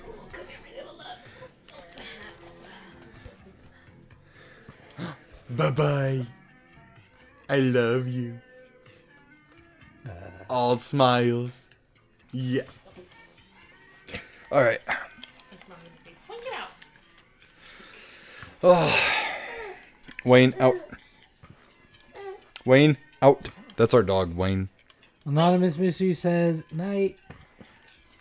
Bye-bye. Bye-bye.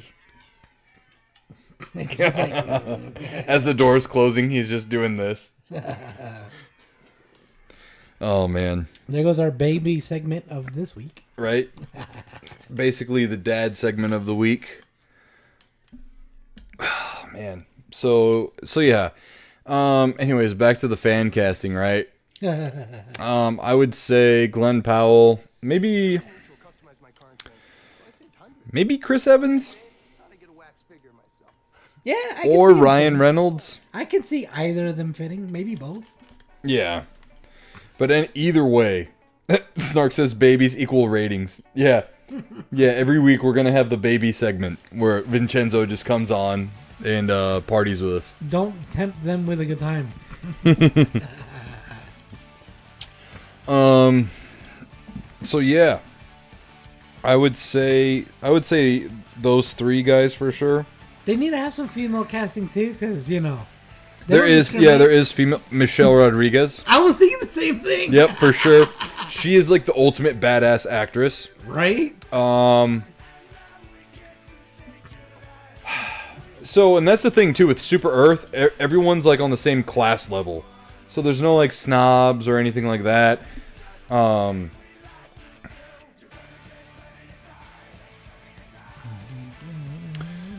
I'm really trying to think of who else is like as a female actress carries that like badassery well.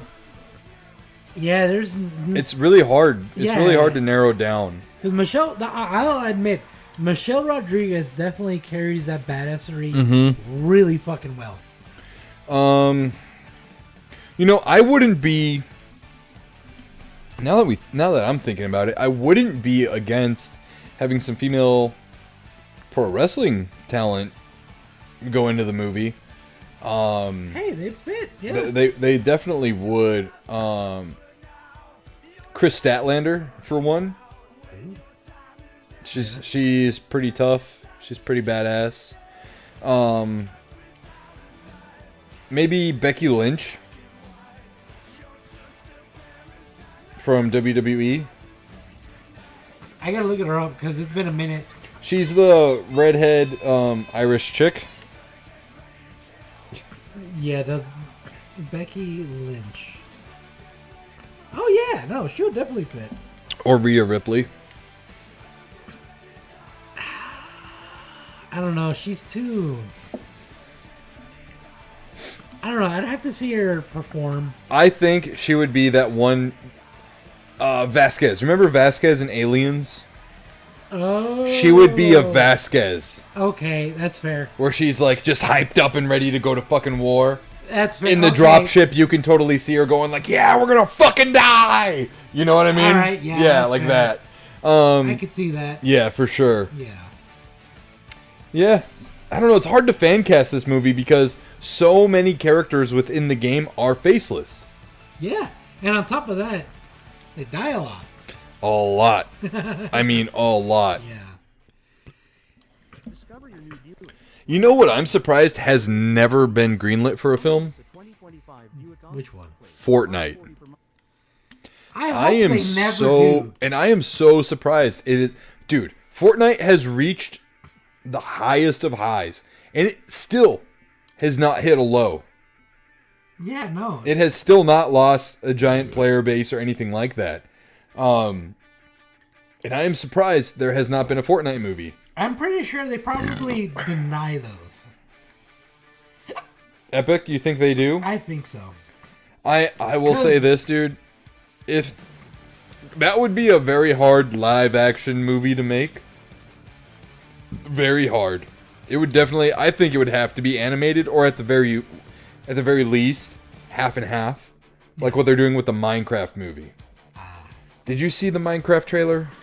I saw a portion of it. Bro, it's fucking rough. Yeah. Like Jason Momoa, what the fuck are you thinking, bro?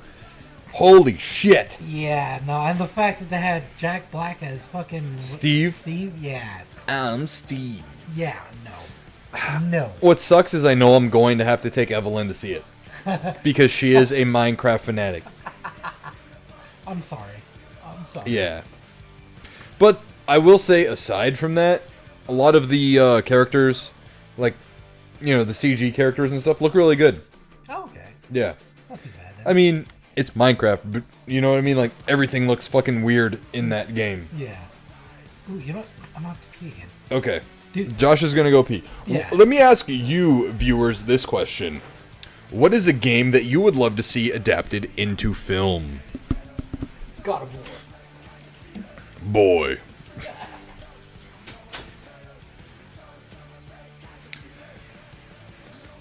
I'm actually going to think about that too for a second. Because there's definitely some movies or some games out there that would make really good movies. And I'll say one right off the bat. Halo, I am so pissed off that the Peter Jackson Halo never got fucking made. I remember that being a big deal when it was announced, and it was like just, it had gone through developmental hell for so long. Snark says, if it wasn't on TV already, I would have said Fallout. You know, I mean, they could do like a New Vegas movie, or like a Fallout 3 movie? Because the show doesn't necessarily like tap into like a game storyline per se. I know there was one in JP, but a new one would be awesome. What do you... Oh, I'm sorry, Mysticles. I didn't see your first comment. Parasite Eve. Wait, there's a Parasite Eve movie? I didn't know that. Yes, Mystically says Parasite Eve. I know there was one in Japan, but a new one would be awesome. I had no fucking idea.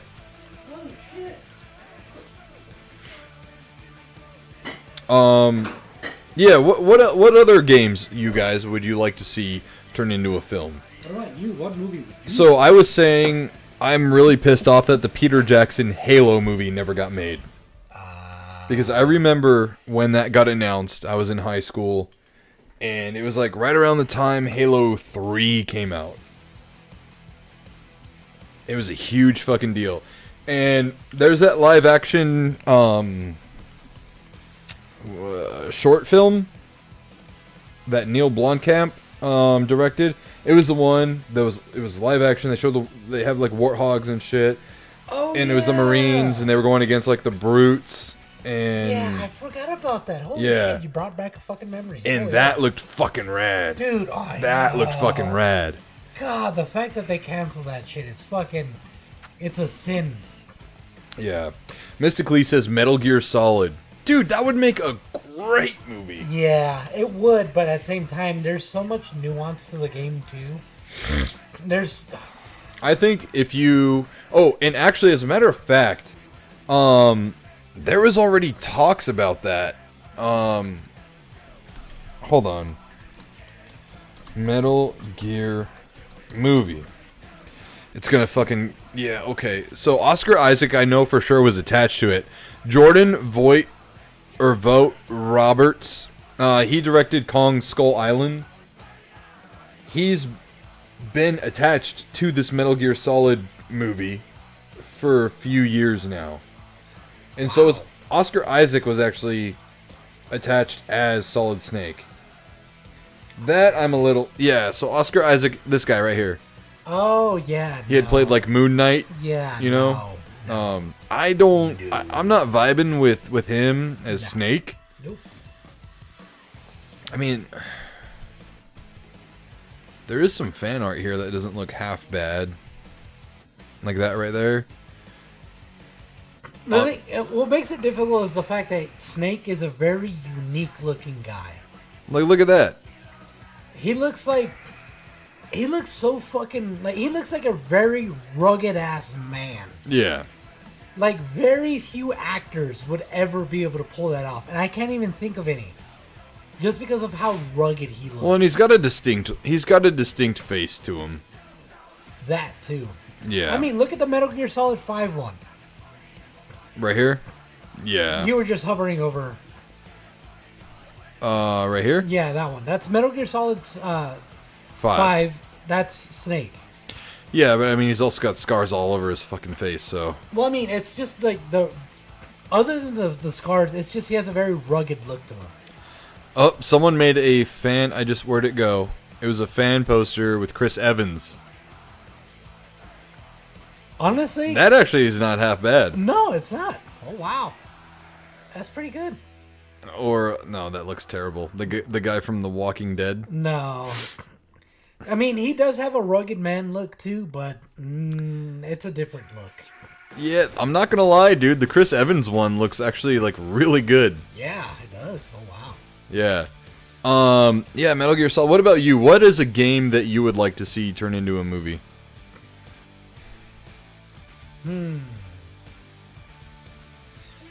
Like I said earlier, God of War, honestly. Yeah. God of War. Mainly the God of War 4 and past. Because God of War 1 through 3 and like the other God of War games that they had around that time, I feel like it's just a little too action-packed. Whereas God of War 4 and Ragnarok Are very story-driven. yes. And I feel like they would fit really well in the movie scenes. Like movie. Yeah. Yeah. They're way more. Yeah, well, they're way more cinematic. Yeah. Snark says, and if you remember when he was in Scott Pilgrim versus the World, Chris Evans did a near dead-on Snake voice. Yeah. Oh yeah. Yeah. He was like the boyfriend on the skateboard. Mm-hmm. Yeah. Yeah. Dude, that movie is actually really funny. Scott Pilgrim vs. the World. Yeah, that is a really funny movie. It's a fantastic movie. Oh, maybe we should do that for a series of summer cinema this year. Oh, fuck yeah. Yeah. Yeah. Video game adaptations. We should definitely do that with Discord. Like a watch-along or something. Yeah. I just love the scene where fucking girlfriend knocks on the door. He like jumps out the window. You know, that scene is so stupid. He's like, no, he's out. That's Michael Cera's... Wait, no. Was that Michael Cera? Mm-hmm. That's Michael Cera's greatest fucking movie. Yeah, that are super bad. As much as I like Superbad, I think Scott Pilgrim was better. Okay. Like, as much as I love Superbad. Yeah. You know. Okay, so we've done fan casting for a God of War movie in a previous episode. But who was your your solid number one choice? Was it Triple H? Yeah, Triple Yeah. H. Yeah. Yeah, Kieran Culkin was really good in that movie. Kieran Culkin, who's that one? The one who answers the door. Oh, really? His best friend. Was it like Needles or something? I don't remember the names. I forgot. Niles? I don't know. But the gay best friend? Dude, Yeah. he fucking nailed that fucking role. Yeah. I can't imagine anybody else ever playing that role. That's how well he did that role. Mm-hmm. So, Wallace. There we go. I'm fucking like Neil or Needle. I don't know. Thank you, Snark. Yeah. Snark is an encyclopedia, man. Yeah, Holy shit. Snark, you are like the best fucking moderator ever. On top of moderating the show, you also are our fucking Google engine. He's faster than Google. He's faster than Google, bro. All right. So let's give another one for you because you've already said God of War in the past, Yeah. All right. and I'll give a different one as well. Oh man. Shit. Discover your new Cadillac. I have one ready to go. All right, go for it. Doom. I want a fucking proper Doom movie. Fair. Fucking fair. The one that came out in like what 2004 or 3 was fucking terrible. Oh yeah. With The Rock. Yeah. Dude, and at the time I kept convincing myself it was a good movie. But at the same time, I was so fucking mad. Thank you, Snark. I was so fucking mad that they changed the demons to aliens, and that they were like a weird hybrid race of humans. Yeah. That was more of a fucking Dead Space before Dead Space movie. Oh, dude, Doom Annihilation is even worse than Doom. It was a sequel that came out like a few years ago. Just absolutely fucking dog shit. Yeah. Universal needs to get rid of the rights to Doom and give it to like fucking Paramount or somebody. Right. Dude, but Doom would be such a cool fucking movie. Oh, yeah. I mean, hell, they did fucking Hardcore Henry. Oh, yeah. Hardcore Henry. The main character didn't talk. Right. There was a lot of fucking action, and it was in first person. Yeah. I mean, you can do the first Doom game. Oh, yeah. The events leading up to it, and then it happening. Because there is a story there. Yeah. You know, like 100%, the Doom guy is, aka the Doom Slayer.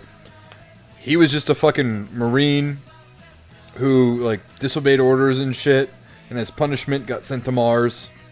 You know, so you can do that whole fucking thing. You can set up the story, open the movie like that and stuff, and then shit goes haywire. He hears it over the radio because that's what happens in the game, and then that's why he goes to fucking Phobos and does all the shit. I think that would be a moneymaker. Yeah. Oh, fucking moneymaker. Oh, yeah. Mystically says Siphon Filter. That would be a good movie, too. That is very fucking, that is like not James Bond. Well, I guess like, I don't know where that, I guess a game would be like a mix between, how do you describe Siphon Filter? I fucking talked about it in a video. It's run and gun, but also not like you're invincible either. The game has a really hard difficulty curve once you don't have fucking like a flak jacket. Yeah. No, it would, because it's an espionage movie at the end of the day. Yeah. The gameplay is not so much espionage, more mowing down enemies and shit as you run across them. But yeah, that would be a good movie. Because there's not a lot of like espionage thrillers out there. Not really. You know, now that I think about it, you're right. Outside of like James Bond, Mission Impossible. Those are really the only two. Yeah. And Mission Impossible is coming to an end with part 2 of whatever it's called. And what was the other one I said? Oh, James Bond. Daniel Craig's been retired of James Bond for a while now, and they still haven't found another replacement, so... Rat Zombie says, I would love a Shadowrun movie. Those games, I love those games, and would be dope cyberpunk movie. Yeah, that would actually be really cool too. And if I'm not mistaken, Shadowrun has a very deep lore to it too. Oh, shit. Nice. Yeah, it started off as like an RPG-ish kind of game. It got remade, or like rebooted, as like a third-person shooter. But yeah, Shadowrun, it would be a good one. Okay. So, Alright, so I said Doom. What is your other one? I've thought long and hard, and honestly, there's only... Rumble Roses. Rumble Roses! Oh, the fucking camera zoomed in. When did that happen? Good thing we weren't on performance mode. Right. There's really two I can think of. Dead or Alive, Extreme Beach Volleyball, or Rumble Roses. Got I it. mean, fucking A, those would be great fucking movies. No, I don't know how they would pull it off, either of these two, but either Omega Boost or Devil May Cry. Ooh. Yeah, that'd be fucking hard to pull off Devil May Cry, man. Oh, yeah. That'd be very hard to pull off. Right. I feel like if there was a time for Devil May Cry to have a movie, it would have been during, like, Resident Evil's movie run. Yeah. Because that's when it was like okay to be a little like corny and shit and still make a lot of money. Because what a lot of people don't realize is those Resident Evil movies were extremely profitable. Oh, yeah. They made a lot of fucking money. Yeah. A lot. Yeah. But, Omega Boost is more so just because I fucking love the mecha genre. Mm-hmm. And there's not enough good mecha genre games. Which reminds me, I gotta fucking finish Armored Core. I Yeah. gotta finish that game. Yeah. There's that. I gotta buy that game. But Devil May Cry is definitely because there's plenty of plenty of Devil May Cries that they could choose from. There's Devil May Cry 1, 2, 3, 4, 5. Well, yeah, DMC, which was like a reboot too. And honestly, DMC was not a bad Devil May Cry. It just wasn't Dante. That's what a lot of people are upset about. You know. That I can agree with. Yeah, it wasn't the Dante that everyone knows. But overall, was not a bad game. It was. I still want a Gears of War movie too. Ooh, that would be a really good movie. Yeah, Dave Bautista for a long time has said he's always wanted to play Marcus Phoenix. Damn. Although I don't see him as a Marcus Phoenix. I see him as his best friend. Fucking not Cole, not the blonde dude. I haven't played enough of it to really remember. Yeah. Yeah, no, that would definitely. Ooh, Yeah. damn, that would make a really Be fucking a really good movie. Yeah. Dominic, thank you. Yes. See, fucking Snark, like on top of this shit. God. That's why we love you. And once we become profitable, like really profitable, we'll be paying you, Snark. Fucking clip this. Right. So, okay, who would you cast as Dante?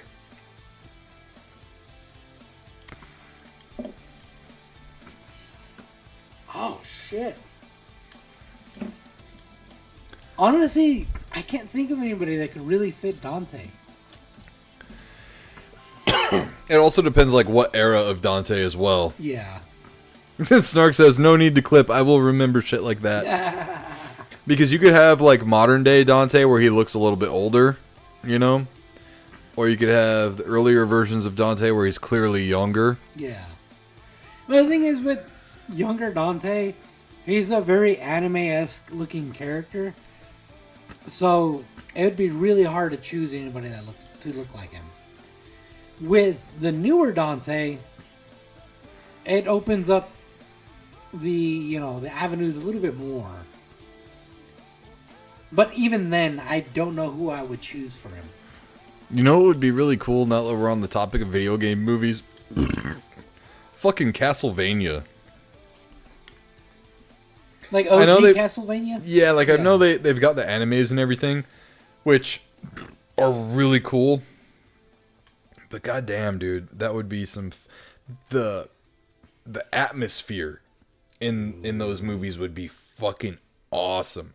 Like, you remember Van Helsing, right? Yeah.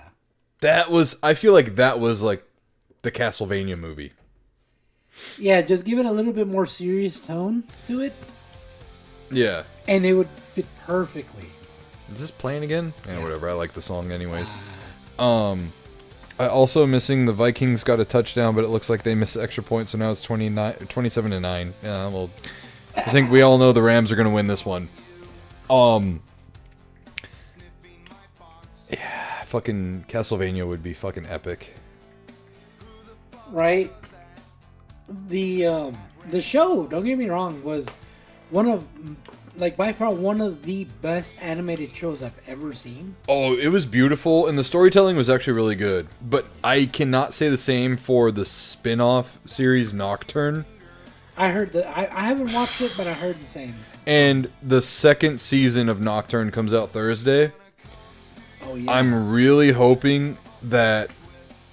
Because I'm going to give it a second chance and watch the second season. But the first season of Nocturne really was, like, not it for me. So hopefully, yeah, they change that up around. Yeah. Remember that game War of the Monsters that we played? Oh yeah. That'd be a cool movie too. Right? There's so many fucking video games Right. that can make cool movies or shows. I would love to see a Donkey Kong movie. Like in the vein of the new Mario movie? Yeah. Yeah, I think he would deserve. I think he deserves his own movie too. Yeah. Honestly, now you said Devil May Cry as your other one, right? Yeah, because I said Okay. Omega Boost and Devil May Cry. Oh right, Omega Boost, yeah. Yeah. I mean, Omega Boost, like, there's not much story to it. Why don't you But- just say fucking Gundam? 'Cause there's so There's many- video games of Gundam. Yeah, but there's already a lot of animes and all that shit, and just Armored Core. Armored Core would be a pretty decent one. Yeah.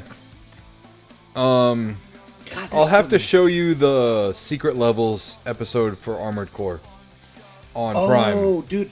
Yeah, I saw the secret levels for what was the other one? You see the Pac-Man one? They had a Pac-Man one? It's fucking weird, dude. Oh, It's wow. fucking weird. And there's a new game coming out based on the episode too, which is weird. Oh, that's weird. Weird. I got a lot of shit to say about Secret Levels, man. I saw the Fuck it. That's our next topic. Warhammer one. That one was a standout for sure. Oh my god. it Did you was so guys see good. Secret Levels yet on Amazon Prime? Let us know in the chat.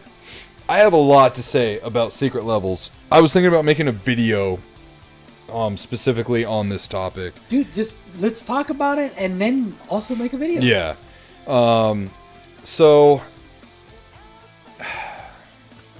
I feel like Tim Miller, because he directed Deadpool 1, and he had a lot of creative differences with the studio, so he left Deadpool 2, apparently. Oh wow. But he did Love, Death, and Robots on Netflix, which I don't know if you've seen. I've seen clips of it. It's like the same, it's a similar vein. Yeah. But a lot of different animation styles as well. I feel like Secret Levels was more of the similar kind of animation style, where it's like Uncanny Valley, is it real, is it not? You know? I thought Secret Levels as a whole, because they released one half of the season and then the other half at a different time. I thought Secret Levels as a whole was extremely disappointing. I was not a fan of like 90% of the episodes that came out. Oh wow. Yeah. Were they gorgeous? Absolutely. The fucking computer knew we were talking about Glenn Powell. So number one, the show when it was advertised, it was not advertised as a clip series. They have a word for that. Minisode? No, it's a the same thing they call fucking Like a short film? the Black Mirror show. And an anthology. There we go. Oh yeah, no, I knew it was going to be an anthology based, but I did not know that every episode was going to be like sub 10 minutes. Oh yeah, Because they did not advertise it that way. yeah.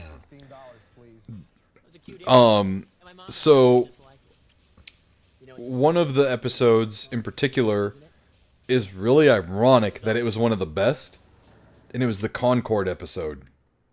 Oh, I didn't watch that one. And that one was like 20-ish minutes. So every episode varies in length. Yeah. What pissed me off, like what really pissed me off, was one of the highest high points of the season was the Mega Man episode. Everyone was hyping up the Mega Man episode. Dude, that episode is five fucking minutes. No fucking way. Yes. And he fires one shot out of his fucking cannon. And he's not even fucking Mega Man for like half of the episode. So 2 minutes and fucking 30 seconds. What? Yeah, dude, it was absolutely fucking garbage. Concord was actually pretty fucking cool. It is ironic to say it. Wait, is this based off Concord the game? The game, yeah. What? Wow. Sony put the horse before the carriage with Concord because there was supposed to be like a comic line for it. There was supposed to be a TV show for it. But yeah. Wow. So I had a big problem with that, them being mini episodes of this stuff. And within the mini episodes of these episodes, the storytelling in them was just fucking dog shit. They were terrible. I understand you have like 10 minutes to get a story across, right? But you have, and this was like a common theme throughout like a lot of these episodes. You have all your characters acting like absolute fucking incompetent dumbasses in all of these episodes. Wow. The Warhammer episode was and I said it was a standout because everything seemed natural. And everyone seemed to do and act exactly as they should. But in so many other episodes, everyone's just fucking dumb. Oh, wow. I'm going to have to watch the rest of them then. Yeah. Because, I mean, I only watched the Warhammer one because I saw a clip of it. I was like, holy shit, I didn't know that was an actual, like, episode of something. I thought it was one of those fan-made Yeah. things. Yeah. There's one with Arnold. I forgot what it is called. But, like, Arnold Schwarzenegger. Oh, He shit. voices someone. That one was like, alright. The Armored Core one was with Keanu Reeves. And that one was actually really good. I say really good, but it was like a 7 out of 10, in my opinion. Oh, compared to, like, the rest of them? No. I mean, like, it was good compared to the rest of them. Oh, yeah. Yeah. Yeah. The Dungeons and Dragons one could have been really good. It was good, but it could have been really good. Ah. You know what I mean? Yeah. The Pac-Man one made no fucking sense to me, like, whatsoever. Okay.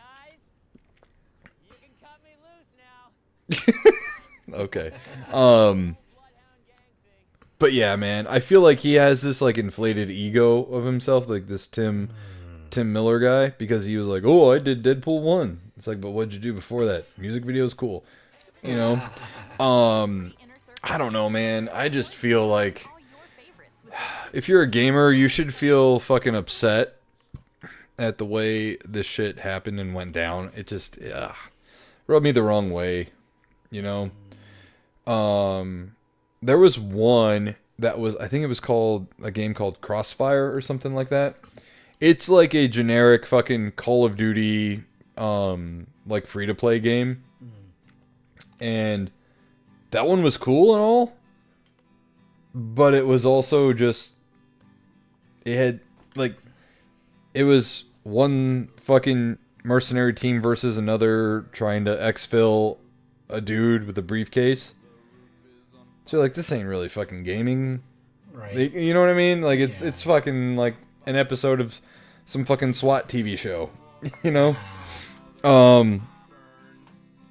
Yeah, I don't know, man. Lost secret levels or whatever just did not do it for me, man.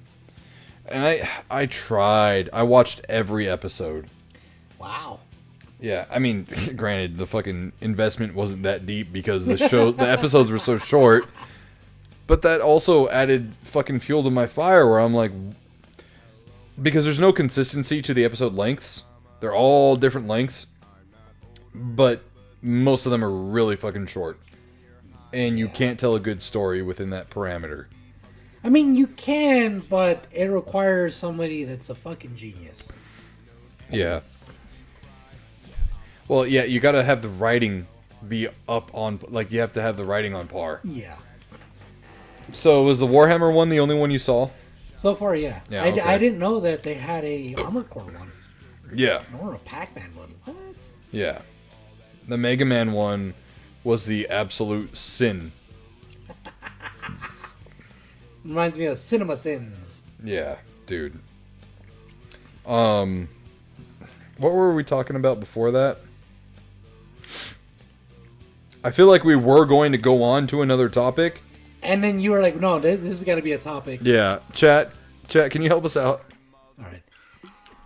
Dude. Go pee. So, yeah, no. It's funny because I was just about to say, it's like, I started drinking a lot more water again.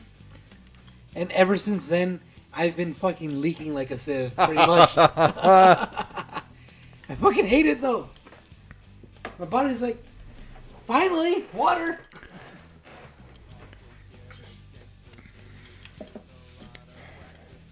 I'm really trying to remember what we were talking about. Because I feel like we were going to go into another topic. Oh.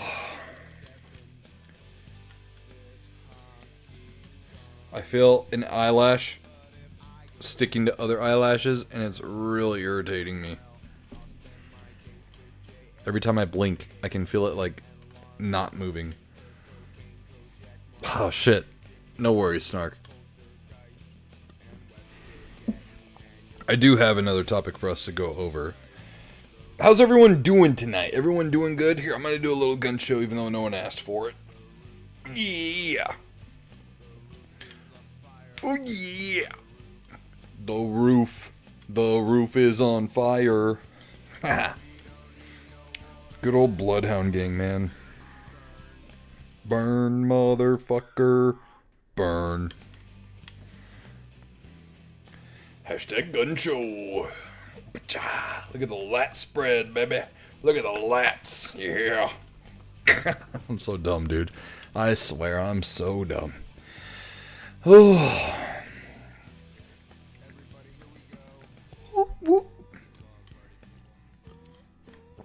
I love this song. Like you just don't care.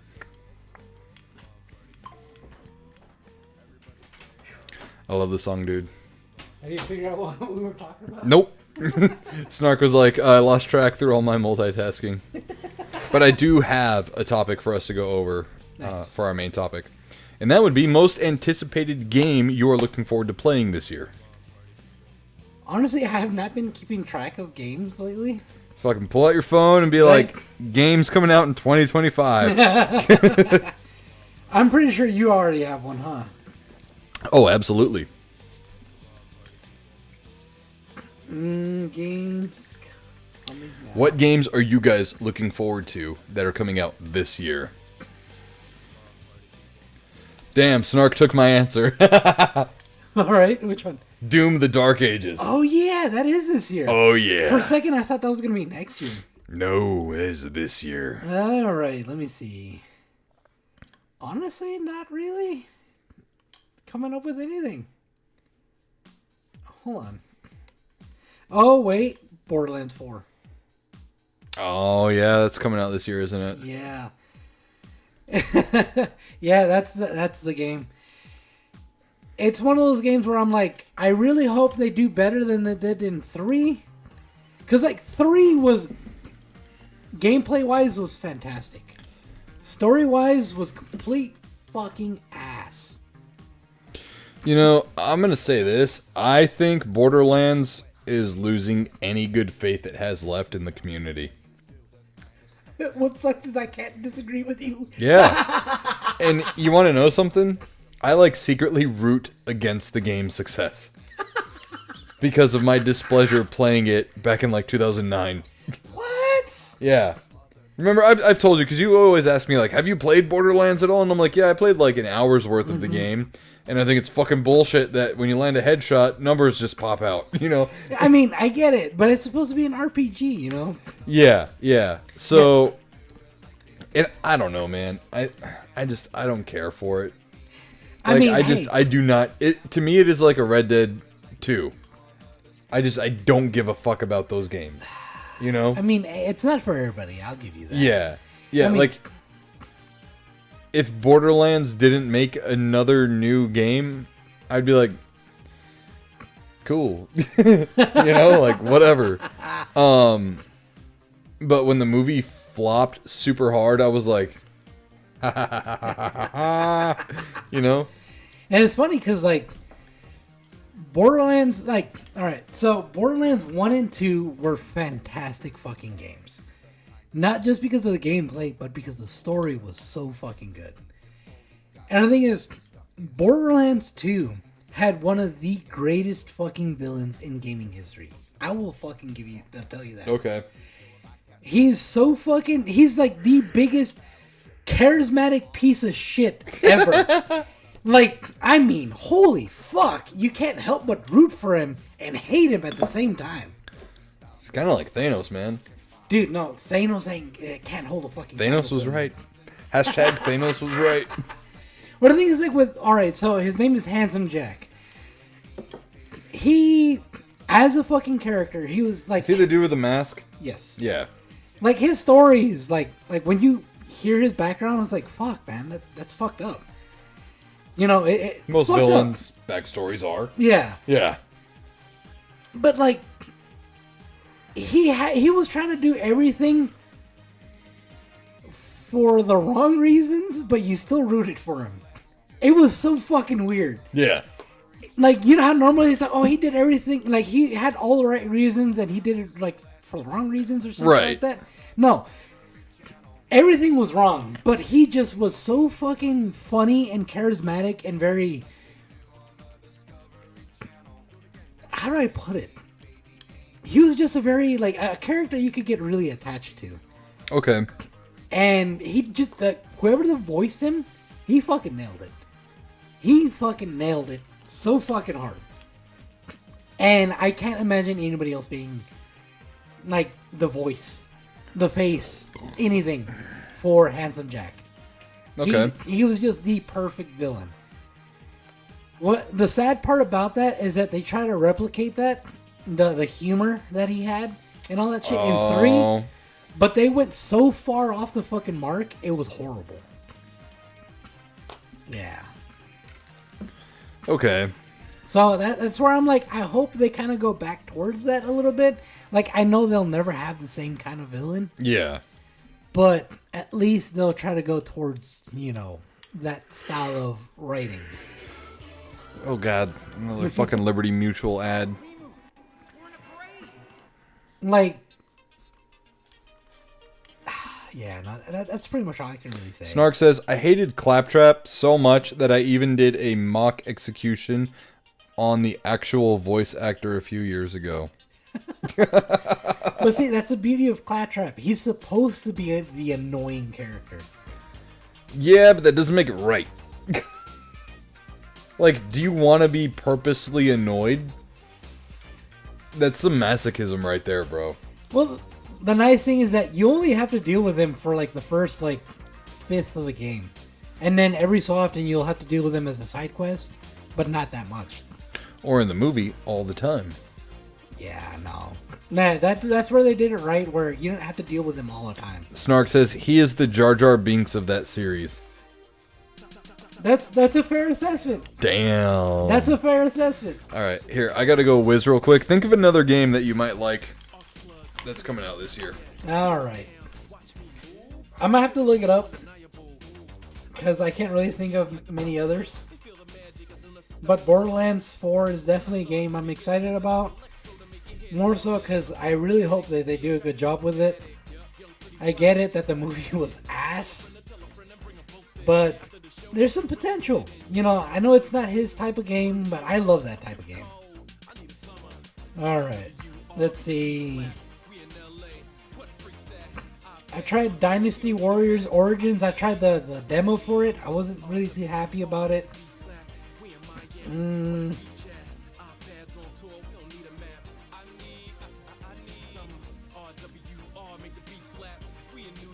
There's really not that many games I'm really excited for. Holy shit.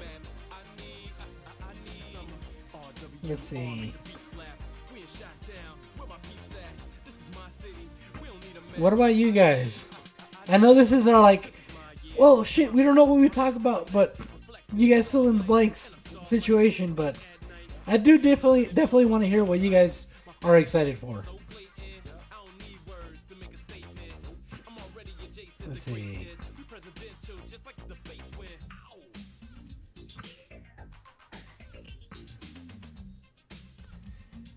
Wow, these are a lot of games I've never heard of. Holy shit.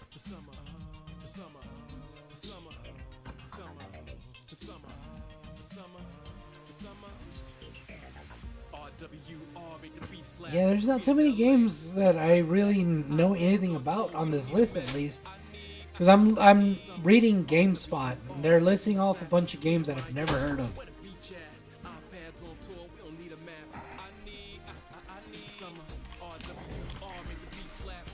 You know, I think one that I think it's coming out this year is the Turok. Oh, is it that this year? I think it is this year. You pulling it up? Yeah. Here, I'm gonna grab beers. Cool. Beers. Yeah, no, it is this year. Yeah. It's called Turok Origins. Yeah.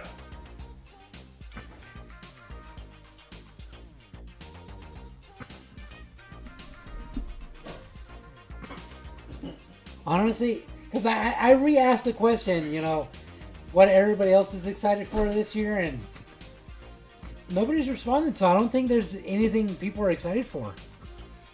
Well, I know one thing that keeps getting leaked. It's a Nintendo Switch 2. That's a console.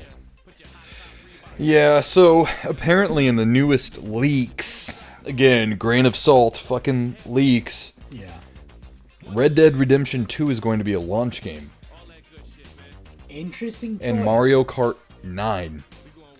Oh, wow. Yeah. And the leaker who let out this information has also gotten some leaks right in the past. But the thing is, it's one of those things where it's like, just because they got a few leaks right doesn't mean that they got all the leaks right. Yeah, but these are like major ones from what I understand. Let me Google that shit, Jamie. Mystically says, I mainly play retro, question mark? See, that's fair, because like when you play retro games, you don't really pay attention too much to the current gaming sphere.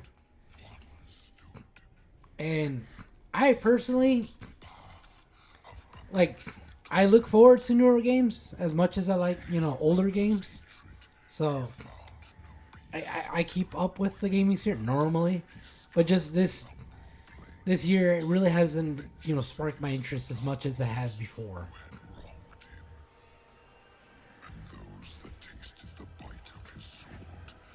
So there's one leak suggesting that the Nintendo Switch 2 is going to be announced sometime this week.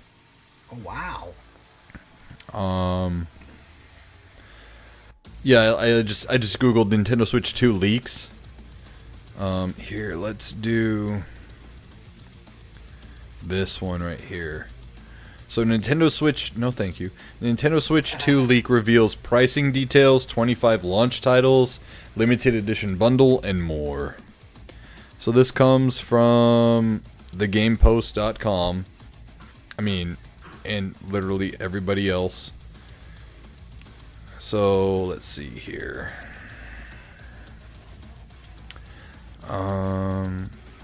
So from what I read earlier this week, well, actually it's Monday, isn't it? Yeah. Maybe it was yesterday.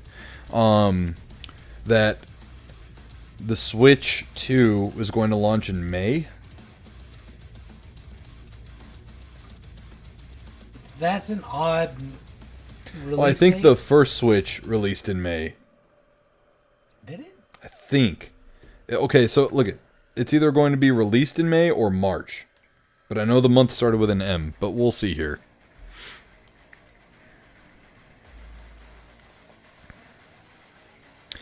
March 3rd. Okay, so you're right. the Nintendo Switch 2 is reportedly priced at 399 euros or around $400. This could change if Nintendo adjusts at the last minute. The employee mentioned that pre-orders are opening, in quotes, really soon, indicating that retailers might be gearing up for an imminent announcement. Oh, wow. A list of 25 games is said to be ready for the console's launch. While the titles remain unknown, if true, Nintendo is aiming at a strong start. game prices are expected to range from 69 euros to 79 euros, aligning with the trend of premium pricing for modern games. Additionally, Nintendo Switch Online subscriptions cost is rumored to increase, though no specifications were given. Let's see. The leak also mentions a Nintendo Switch 2 limited edition bundle, which will include a highly anticipated Nintendo exclusive title. The insider hinted that this game involves a road with lots of colors, likely pointing to a new Mario Kart entry, potentially set on the iconic Rainbow Road. Let's see.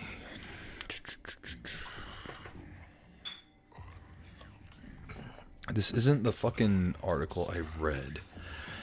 I don't know. Don't you hate when that happens and you read an article and you can't find it Dude, big later? time. Apparently, too, the Nintendo Switch 2 is the most leaked console of all time. Way to go, Nintendo, on keeping shit under wraps. Well, again, a lot of these leaks, like, people will be like, oh, Nintendo's going to have a Nintendo Direct, and they're going to reveal the Switch 2, and none of these leaks have come to fucking fruition, Right. you know? God, I fucking love these Doom songs. Right. Okay, so this one's from IGN. This came out today at 12:39 p.m. Nintendo's reveal plan for the Switch 2 has reportedly leaked online. Leaker Nate the Hate was the first to report that Nintendo allegedly plans to reveal the Switch 2 this week on January 16th. So that's a common date that's been reported. This will allegedly come in the form of a hardware-focused trailer rather than the launch lineup reveal. That will reportedly come via a software-focused direct later in February or early March. VGC corroborated the report, as did The Verge's Tom Warren. IGN asked Nintendo for comment. Nate the Hate added that the Switch 2 may launch in May or June of 2025. A release window that VGC corroborated.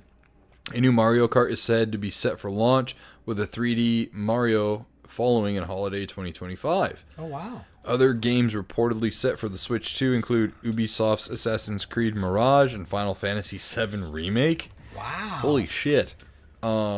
Switch 2 leaks have come thick and fast in recent weeks, with CES 2025 featuring a high-profile mock-up from accessories maker Genki that reportedly sparked the interest of Nintendo's lawyers.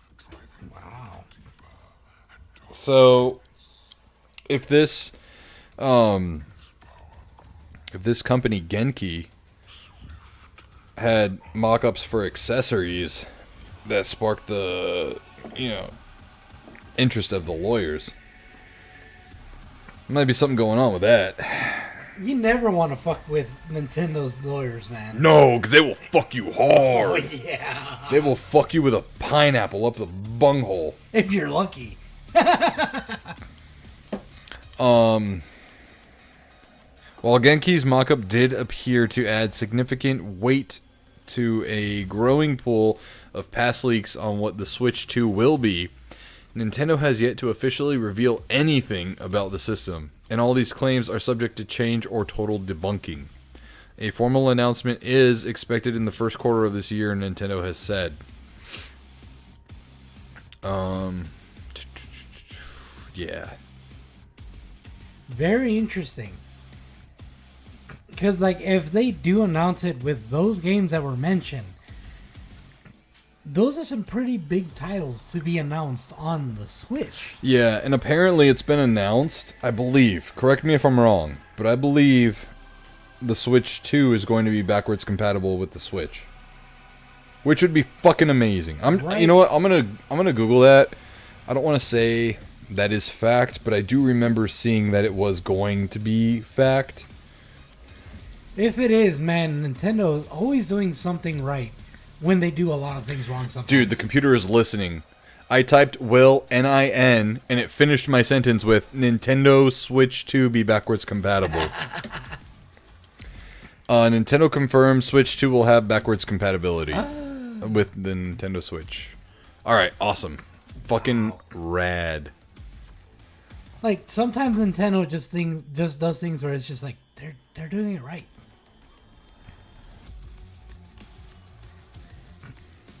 Snark says, not making it backwards compatible would be suicide. You know what? I remember that being a huge deal when the Super Nintendo came out. A lot of parents were like, we have to buy a new system and can't play the old games on the new system. You know, and that was like the first of its kind, really. Yeah. Of course, you had the Atari, like the Atari VGS or whatever, then or VCS, and then you had the Atari 2600 and all the increases in the numbers. Yeah. But not all of them were backwards compatible. That was like the first, I guess you could say, but Nintendo was like the real big one, where like everyone had a fucking Nintendo Entertainment System. Right. And then when the SNES came out, people were like, we're not buying that. I just bought like these games for this, Yeah. So, what do you mean I can't play Super Nintendo on my 64? You know? So, Oh, man. do you think it's going to be called the Switch 2? Like, what do you think it's going to be called? It's hard to say because it's rare when Nintendo... I honestly don't think they've ever named anything the 2 of anything. Yeah. So they're going to definitely have another name for it. It might be So- kind of like the Wii, where it's a Wii U, but it's a Switch U. You know what I mean? Well, they might want to stay away from the U. The Wii U was like a fucking failure of a system. Yeah, but I mean, like, you know how they did Yeah. that, right? Yeah. What about you? Do you think it's going to be Switch 2? I have no... Anonymous Mystery says switcheroo. That's great. That's actually really good. Hey guys, you want to come over to my place and play the Switcheroo? Yeah. Did you get Splatoon 4 on the switcheroo yet? There's 3 Splatoons, right? Yes. Yes, there is. There is. Nintendo New Switch? The new Nintendo Switch. I bet you that's what they're going to call it. The new Nintendo Switch. Maybe. Because they do that with, like, the Super Mario Brothers franchise. The new Super Mario Brothers. The new Super Mario Brothers Deluxe. Yeah. It could be that, or it could just be called Switch 2. Not the Switch 2. Not Nintendo Switch 2. Just Switch 2. Maybe? And they'll use the Joy-Cons as the 2.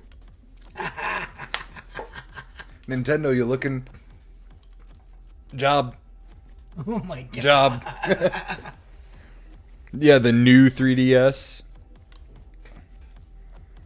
So it says, would like when they did the Nintendo... I just read that. Oh. Yeah, the new 3DS. I didn't hear. All I heard was new 3DS. I didn't hear the rest of it. Because I didn't say it. I just said, yeah, new 3DS. Read the whole thing, damn it. Are you interested? Okay, so are you interested in it being a handheld? Or do you want them to go back to a solid, like, at-home console? Honestly, I like the fact that they went with handheld that can be a regular console. Yeah. Like, the way they did it was fantastic. Let me ask you a more intriguing question. Do you feel like they shot themselves in the foot by making a hybrid console? No. No, definitely not. Because you know they can never go back to just a console. You know that, right? Yeah, fucking fair point. Yeah, that's what I'm saying, man. But at the same time, though, they're way ahead of their fucking time. Let me ask you guys this in the chat. I'm going to ask you guys the same question I asked Josh. Do you think Nintendo has shot themselves in the foot by making this making the Switch a hybrid console? Do you think that because they did that, they can never go back to being they can never go back to making just a strict at-home console, and also eliminating the possibility of any type of 3DS successor? I honestly feel like they've done that before. Like, you know, the Nintendo DS, Nintendo 3DS, the Game Boy and all that. They've gone... Like, this is their first time doing hybrid, yes, but they've gone fucking portable before. Well, yeah, but it's been both. They've had the at-home console and the portable console. Yeah. I mean, yeah. So you're now it's both. It's both in one. But that does hold the system back. Graphically speaking now, it does hold it back. And when I say graphically, I don't mean just like graphics, but also frames per second. The chug you get when you play a game. Like, for instance, I got chug real bad on Helldivers yesterday when 3 teammates threw down 3 napalm barrages. My game literally ran at like 5 frames per second. Yeah. That was on the PS5, right? So, and the PS5 is way stronger than the Switch. So, again, that limits the Switch successor inherently right off the bat from being able to perform that kind of shit and not crash. So, my counter argument to that is the fact that they rarely...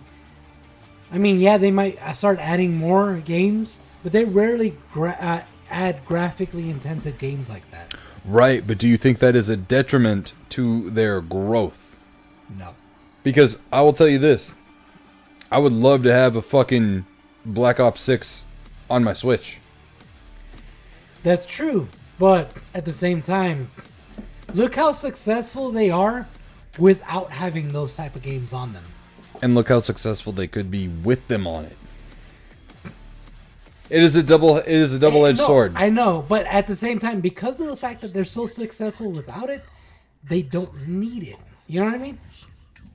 They've set themselves I see what you're saying. What I'm trying to do is play devil's advocate. No, I get it. I get it. I understand. Because they could definitely... This isn't like some fucking long shot here.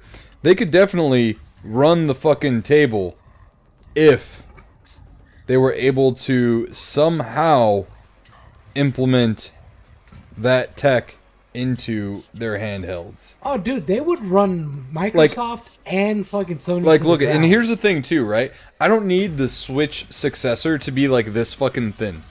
Or like iPad thin. Yeah. Because the original Switch that's out right now, even the OLED, they're really thin.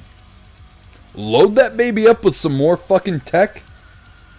Look at the Steam Deck. Is the Steam Deck small? No. But people fucking love their Steam Decks. Yeah. And they're able to play fucking everything on it. You know what I mean? Dude. Yeah. You're telling me I can play fucking Helldivers on the fucking toilet? You know what I mean? Yeah, I know. I mean, yeah, granted, if I bought a Steam Deck, that's all I would do with it. I understand where you're coming from. Like, if Nintendo went the route of the Steam Deck where it's powerful as shit, but still mobile... Damn, that's a big boy! Dude, they would fucking run Sony and Microsoft but into that's the what ground. I'm saying, man. But at the same time, they have no need to do that. You know what I mean? Okay, so look at... I'm done playing devil's advocate now, and I'm speaking more as a consumer. As a consumer, I want that. But I can't have that because you don't like making money. Do you see what I'm saying? I know, I get it, but... Make more money, make more customers, bring more people, bring more customers and developers and franchises to your system. All right. They were never... Hold on. They were never afraid of doing that in their past. And it always worked out better for them because most people, if you were to ask them, does it run better on Genesis or Super Nintendo? Most people are going to say, well, yeah, sure, Genesis might have the blood code for Mortal Kombat, but Mortal Kombat actually played better on the Super Nintendo, or it looked better, or it sounded better. You know? Like, people all... Like, Nintendo was never afraid of porting over, like Killer Instinct, right? A graphically impressive game at the time. Donkey Kong Country, graphically impressive game at the time. You look at games on the GameCube, they still look fucking amazing. Yeah. No. Like Rogue Squadron 2, fucking Rave Race, Blue Storm, Need for Speed. Even fucking Soul Calibur 2 looks really good on there. I will say, Soul Calibur 2 looks, in my opinion, better on the original Xbox than it does on the GameCube. But again, the GameCube was a fucking graphical powerhouse. And it was severely underrated. I mean, look at the Resident Evil remakes. The Resident Evil remake, rather, of 1. That game looked fucking amazing. They didn't put that out on any other console except the GameCube. You know what I'm saying? So, Nintendo was never shy of saying, yeah, we can be a fucking graphical powerhouse. We can be a fucking, ooh, wow kind of console. They were never shy of that until the Wii came out. And when the Wii came out, it was a gimmick machine. That's all the Wii was. Yeah. If you were to play... Because Black Ops came out on the Wii. I remember And that. it sucked playing on it because it was a fucking gimmick console. Yeah. The Wii U looked a little bit better, but then the Wii U flopped, like, immediately. And then they brought out the Switch. And then all of a sudden they stopped caring about good-looking games and power, and we're just like, yeah, we're just going to have a lot of anime porn games on our console. So I was going to say, you got to think of it like this. Oh, F-Zero GX, thank you, Snark. You got to think of it like this. What? Good night, Mysticles. Oh, night, Mr. Hope you have a good night, dude, and thank you for watching and joining. Hell yeah. I was going to say, you got to think of it like this. Nintendo is the Disney of the gaming universe. They're gonna stick to what they want to stick to. Because they know no matter what, they're gonna fucking make money. You can say that, but at the same time, they thought the Wii U was gonna make a lot of money, and it did not. And then what happened? They released the Switch, and they fucking made The Switch was bank. what they wanted the Wii U to be. The Switch was unfortunately the Wii 1.5. I mean, yeah, I get it. But at the same time, it's like, they're like, hey, we have enough in reserves. This hit isn't going to hurt that bad. No, because the CEO or president of Nintendo took a fucking pay cut in his salary, so they didn't have to let people go. So there wasn't, like, that much in reserves, so to speak.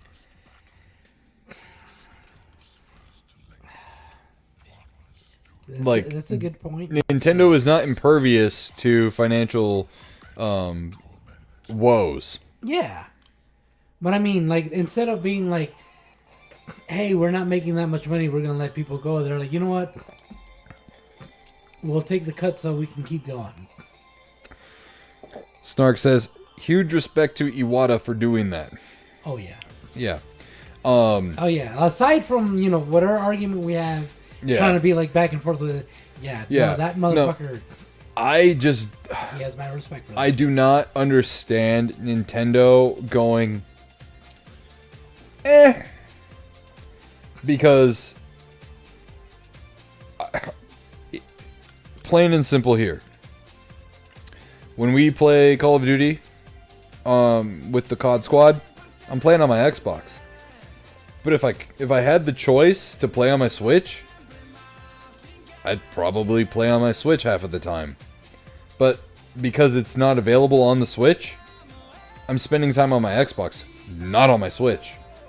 As a company, and whether they want to admit they are in a console war or not. It's not so much like a war, but it's like a battle for your attention. It really is. It is a contest for your attention. You're losing that war with a lot of consumers because while they might have the Switch and bought it, no company makes money on a console. They make money on the software. I'm not buying software for your system, I'm buying it for these ones.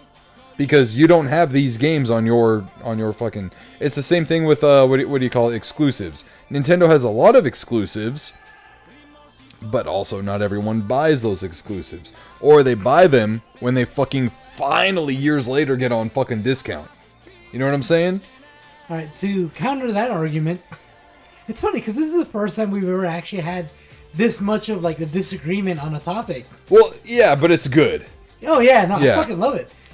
To counter that argument, it's not that, yeah, alright, you're right. They do make a lot of money off the software, but where they make most of their money is off the subscriptions. I would honestly disagree because I know more people than not don't sign up for the Switch online services like we do. I don't think... Because, number one, they pissed off a lot of people when they introduced the subscription service. At first, they had a lot of games that they were drip feeding in, but it slowed down really hard. Oh, yeah. And it slowed down hard. Anonymous Mystery, have a good night. Thank you for joining. A little bit of a gun show for you since you're the one that asked for them. Yeah. They really slowed down the new games to the service before even the SNES collections were coming out. Yeah. And like the N64 one, I will still say it's worth it because of the games that are on there. If you were to go out in the wild and buy them, bro, you've already paid for your like year's worth if you buy like 2 games. Dude, like 2-3 years worth. Fucking A. Yeah, with some of them, right? Yeah. I mean, some of them on there are like cheap, like fucking Excitebike 64. Yeah, no, that's it's true. like a $10 game. Yeah, that's true. But you have like Ocarina of Time and fucking Majora's Mask on there both. That's like $100 already. Dude, that's already more than their yearly subscription already. Yeah, because I think, what is it, like $80? Well, I don't know It's because like, I pay it's for the 40 for the base, roughly. right, but for the what is it, expansion pack? Yeah. Yeah, because I pay for the family version. So since I pay for the family version, it's a little bit more than like what you pay for it. Because you're the individual. Oh yeah, that's true. Yeah. Yeah. Because there's multiple, or there's those 2 tiers for it. We're listening to Eiffel 65, motherfuckers. But one thing I was gonna bring up though, it's think of it like this. It's like the gym memberships, where a lot of people sign up for it and they forget about it and they just don't cancel. That's a lot of what subscription services, like every subscription service, does. So they count on those people forgetting about it. You know sure. what I mean? To counter your argument on that though,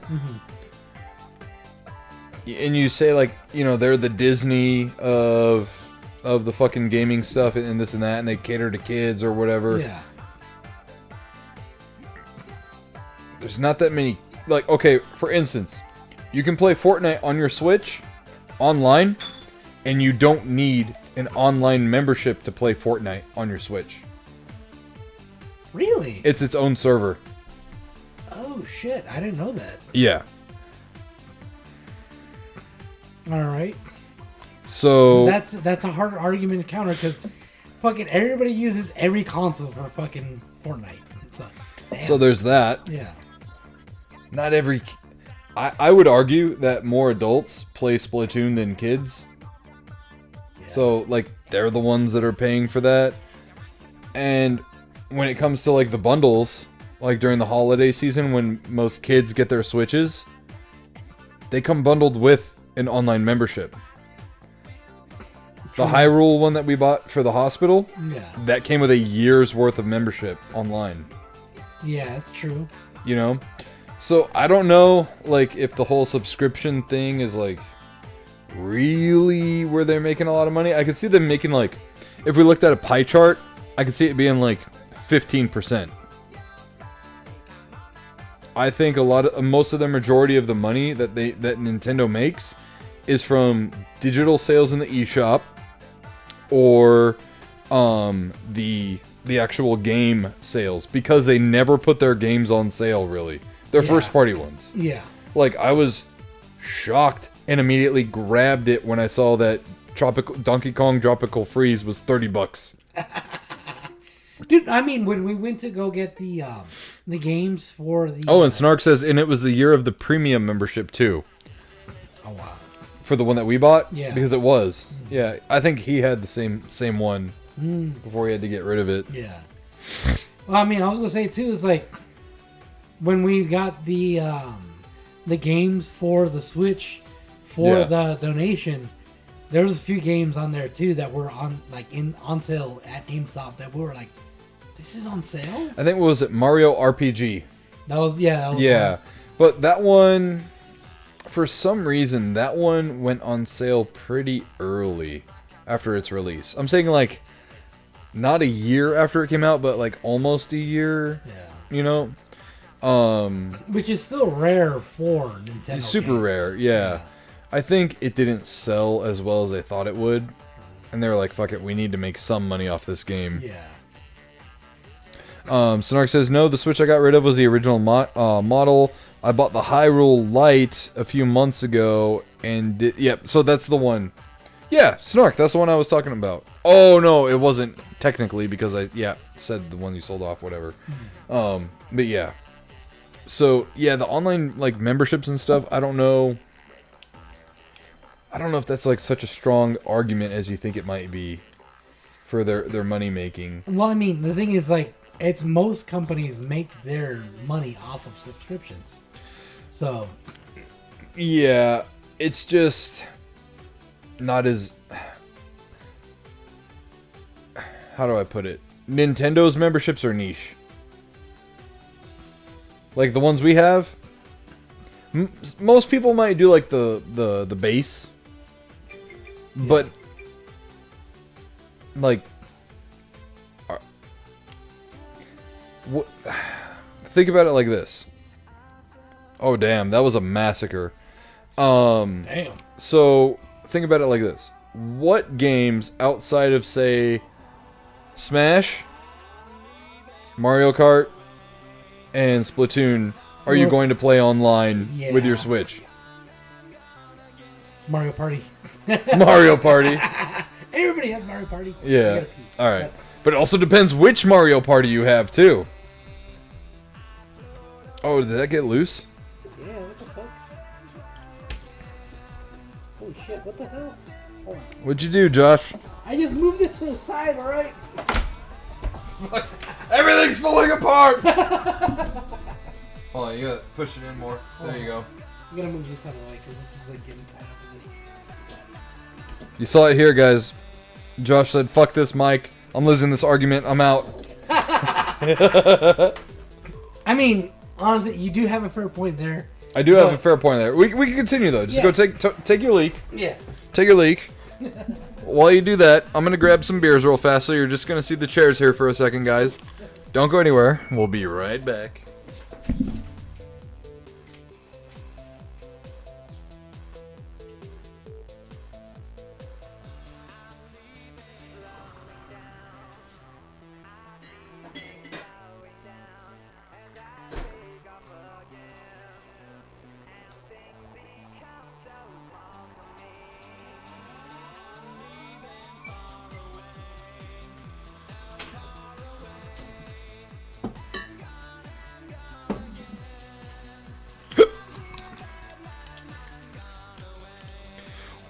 For those of you that are watching, where do you stand in this debate Josh and I are having?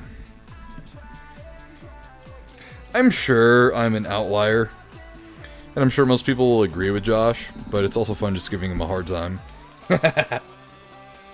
Josh is also one of those guys who always thinks he's right.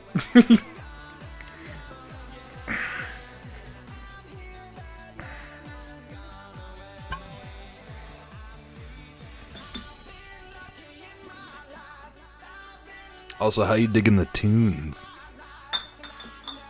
I fucking love Eiffel 65. I'm not even afraid to admit it.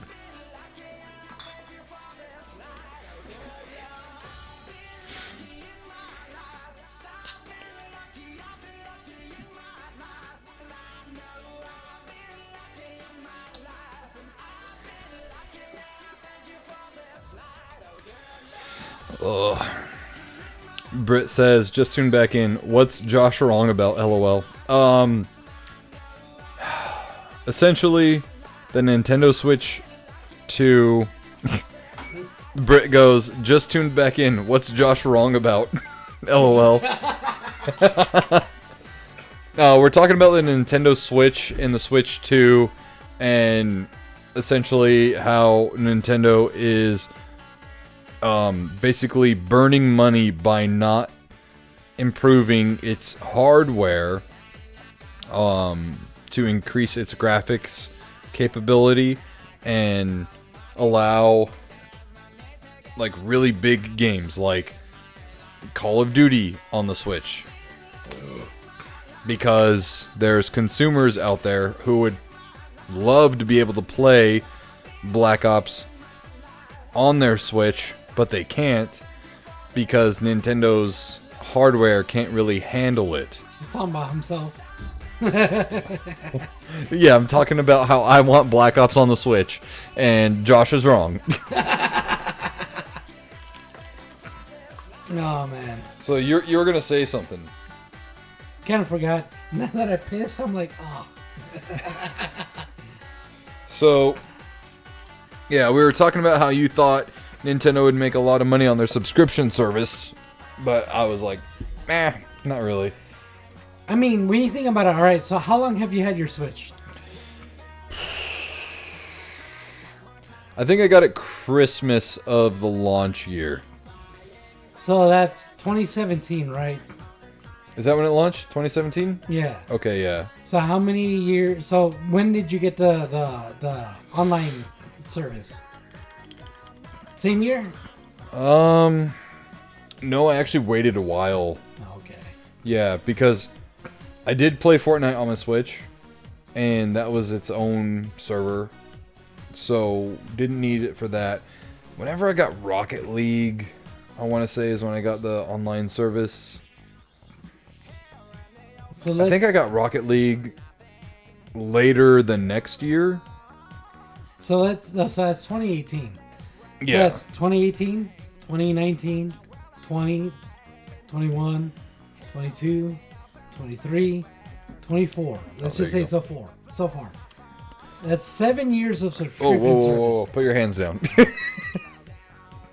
Oh, wait, no, that's a zoom. No! The way it zoomed in when you said no.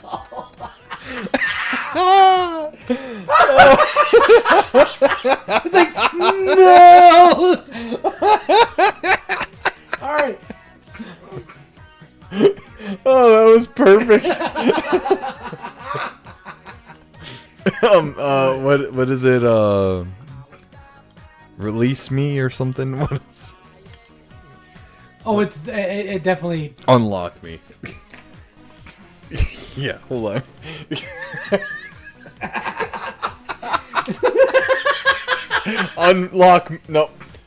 Unlock me. Oh god, that's a horrible angle. Hold on. It works. Follow me. Track me.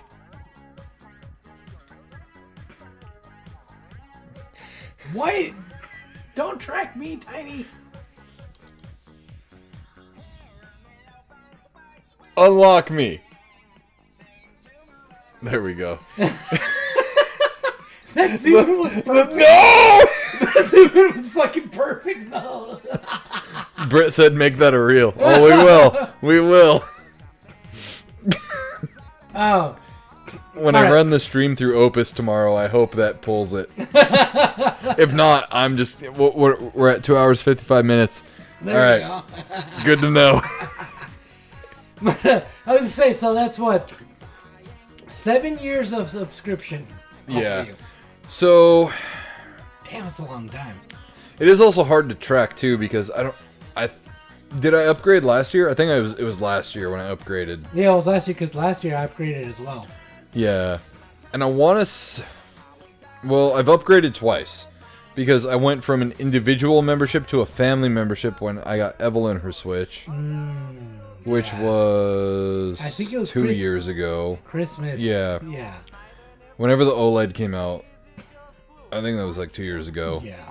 So I think it went from 40 to 60 and 60 to 80. Yeah. So imagine there's plenty of people that have had family subscriptions for a while. There's plenty of people who had the individual for a while. It's been out for 8 years now. Damn, has it really? 2017 to 2025. Oh. It's almost 8 years. Almost 8 years. We're right on the cusp. No. So imagine how It's many. been out for so. I know, Bro. right? God, I know. So Has it lasted? It's lasted longer from. That might be Nintendo's longest lasting system now.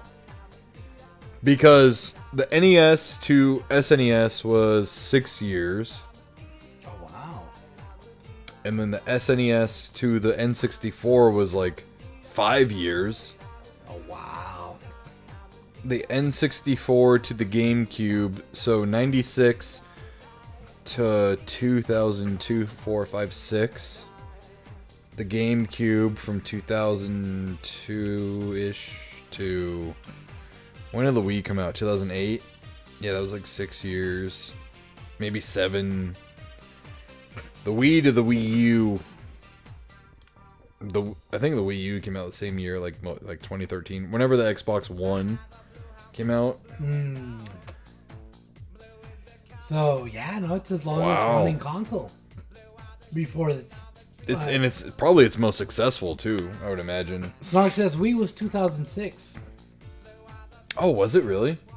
Damn, so the GameCube was like what, 4 or 5 years? Damn. Damn. Yeah, unfortunately the GameCube did not sell that well, which I find a fucking crying shame. No, But that yeah. was because it came out that console generation. The other two competitors had fucking DVD players. Yeah. The GameCube were mini discs. Yeah. But throwing it back to that, you Yeah. know. So let's say somebody got their subscription service for the Switch when it released, Yeah. and which is plenty of people. Yeah. That's 8 years of subscription service. Almost 8 years. So at like $40. Let's So just 8 say times 40. 4, add an extra 0. Per person. There's plenty of fucking people that bought So it. Not that's just only in the US. $320 though. Per person. Yeah, I understand that, but you really have to take in like the law of averages there, where again, think about okay, you don't need the online membership for YouTube, for Hulu. Those are like the main 2 streaming apps, I think, because it doesn't have, still for some reason, doesn't have Netflix, doesn't have fucking Prime Video or any of that shit, which is still mind-blowing to me. Yeah. But you think about like the law of averages. I don't know. I guess I need to see like how many people have that subscription. Yeah. Because I don't think every person who gets a Switch buys an online membership. I mean that's fair and that's true, but you use like the. I would say at least. I was gonna say you use like Like- the 2 worst possible examples, YouTube and Hulu. You know how many fucking ads they have? Yeah, but do you know how many free fucking streaming apps there are? I mean, look, even paid, you're gonna get ads. Netflix has ads now. Prime has ads. Hulu has ads. I mean, YouTube has had ads out the ass for. But a yeah, long but that's what I'm saying. Whether it's paid or unpaid, you're gonna get ads. Yeah. I pay like the highest amount, I guess, for Netflix because I've never changed my plan since like 2008. So I don't get ads, but the tier under us gets ads. Wow. Imagine that, ads on Netflix. That's fucking ass. It's weird.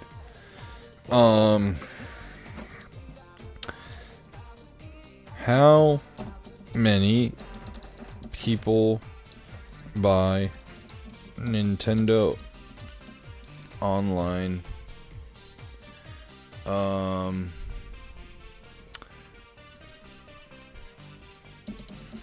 Membership. I fucking spelt that wrong. Okay, so as of September, I really don't care about your hair. As this is an AI overview from Google, as of Nintendo 2024, as of September 2024, Nintendo Switch Online had 34 million subscribers worldwide. So on December 2018, it had over 8 million. April, it went up to 9.8. July, 10. 15 in 2020. September, 26 million. I feel like you also have to kind of account these years of growth right here. Or not years, but year. Well, I guess you could say years from 2020 to 2021 due to COVID. Yeah. And what game sold like fucking crazy for Nintendo during COVID? Yeah. Animal Crossing. Oh, yeah. Yeah. So that drove Animal Crossing sales and the memberships. Because, I mean, at that time, everyone was online. Oh, yeah. You know? So I just did the math. 34 million subscribers at $40. Mm-hmm. It's $1.3 billion. 1.3 billion? Yes. Okay, so let's do this. Where am I? Oh, there we go. How much does Nintendo... God damn it, Snark, you're making me feel old. Fuck. It came out the same year as the PS3 and it was 2006. God damn. Alright, so I just googled how much does Nintendo lose on Switch sales. Nintendo's latest financial reports. No. I want the hardware.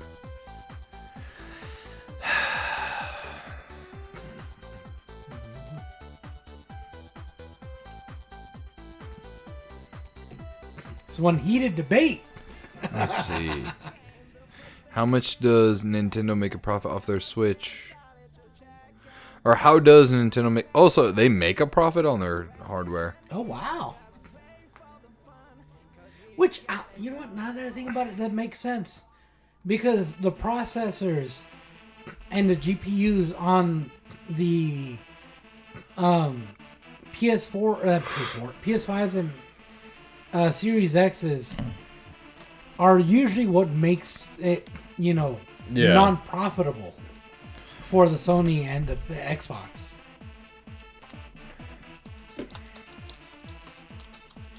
Snark says, I didn't know they made a profit off the Switch, but I know they did with the Wii. Well, yeah, and that was a system that sold like crazy, too. Like, everyone had a Wii at their house. Right? It was funny, dude. Britt, God bless her, she didn't grow up as a gamer, per se. She was like, yeah, we got a Switch for Christmas one year at my mom's, and we had the Wii Sports, or not the Switch, the Wii. She was like, we got Wii Sports, and that was it. That was all we ever had for the Wii. Wow. I was like, what? And she was like, yeah, I didn't know there were other games for the Wii other than Wii Sports.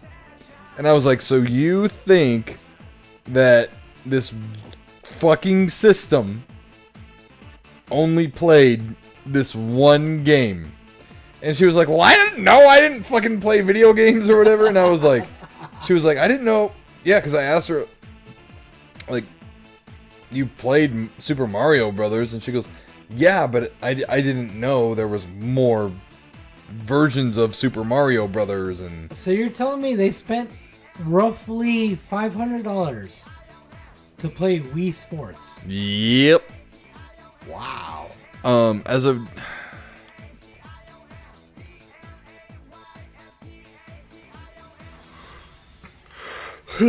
So as of December 2023, which this is super outdated, it says the Switch has generated over $77 billion in revenue for Nintendo. This includes sales from the console itself and the games sold on the platform. In 2024, the Switch generated over $10 billion in revenue, which was Nintendo's lowest sales in revenue for the console since 2020.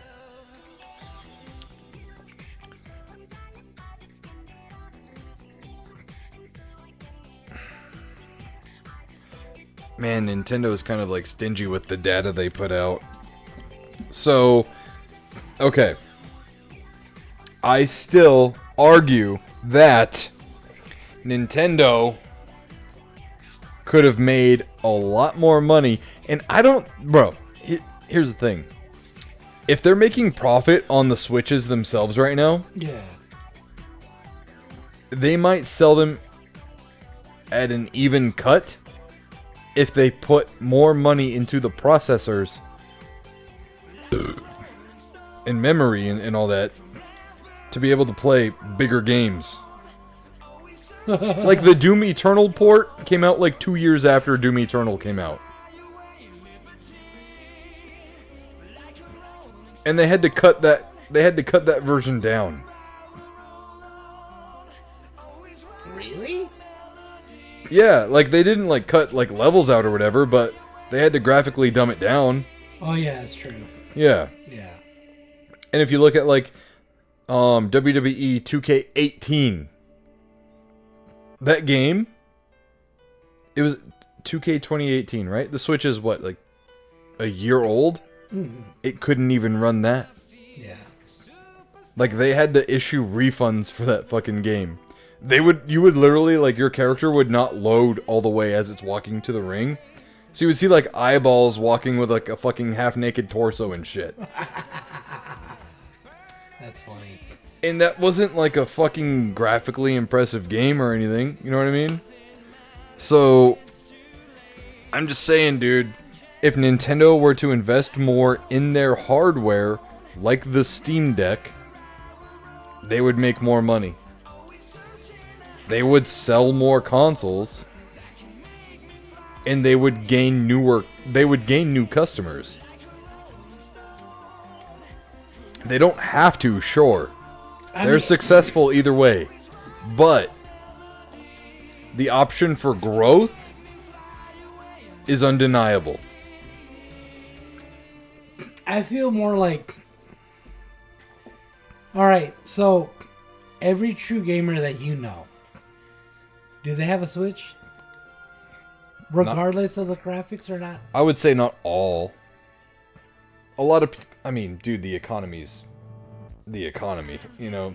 A lot of people, like, have, like, one or the other. And to say, like, true gamer... I mean, not everyone's a collector. I mean, I'm not a collector. I'm right. not at all. Yeah. But you have a PS4, PS5... PS2. Well, yeah, PS2, and a Switch. And a PC. And a PC. Yeah. So, like, I would say, okay, because I don't want to get this wrong, because we could totally drive away a ton of our audience by what you just said. A true gamer, it doesn't matter, like, what you play on, it's do you play? Yeah. And it's do you play consistently? To me, that's a true gamer. Yeah. Like, for instance, Jim loves to play mobile games. He's not a true gamer. Or no, like Brit. Like Brit. She plays these fucking Candy Crushes and this and that. Is she a true gamer? To me, no. Mobile games are not true true games, okay? That's right. So you remove that out of the equation. They're mobile gamers. They're their own thing. But their own breed. Yeah, but I would say that, like, effectively, if you have a singular console and you play that console daily or every other day, even if it's like just fucking GTA or Helldivers or whatever. Like, bro, let me ask you this. Am I a true gamer? Because for the last year, I put in 444 hours into one game. Helldivers. And during that time, I kind of like sprinkled in games of other games here and there. But I only played majority one game. Am I a true gamer? What makes you a true gamer is the fact that you sprinkled in those other games. I think what makes me a true gamer is that I put in 444 hours into one game. No. You know why that's not a true gamer? Because my mom could put 444 fucking hours into Candy Crush. Does that make her a true gamer? No, we eliminated mobile games from the equation. So we can't talk about mobile games. Okay. And we're talking about removing mobile games. Yeah. All right. Then my counter argument to that is if you put 444 hours into 2K25, does that make you a true gamer? Even though 2K24, like, you know, the NBA. Oh, okay, yeah. NBA 2K24. Even though they're the same damn thing. Does it make you a true gamer? See where the water gets a little muddy? A little bit. Yeah. Because when you think gamer, or when you say that, I think platformers or like a video game. Yeah. Like the generic thought of a video game. But at the same time, I'm loving this. Oh yeah, but like, what's the difference between like NBA 2K25 and Tekken 8? At the end of the day, Technique. Nothing. right? No, yeah, right. Yeah. But that applies to both. I mean, yeah, that's what I'm saying. Like you can't, like that's what you and I'm I can't just throw on 2K25 and be good at it all of a sudden. Oh yeah, no.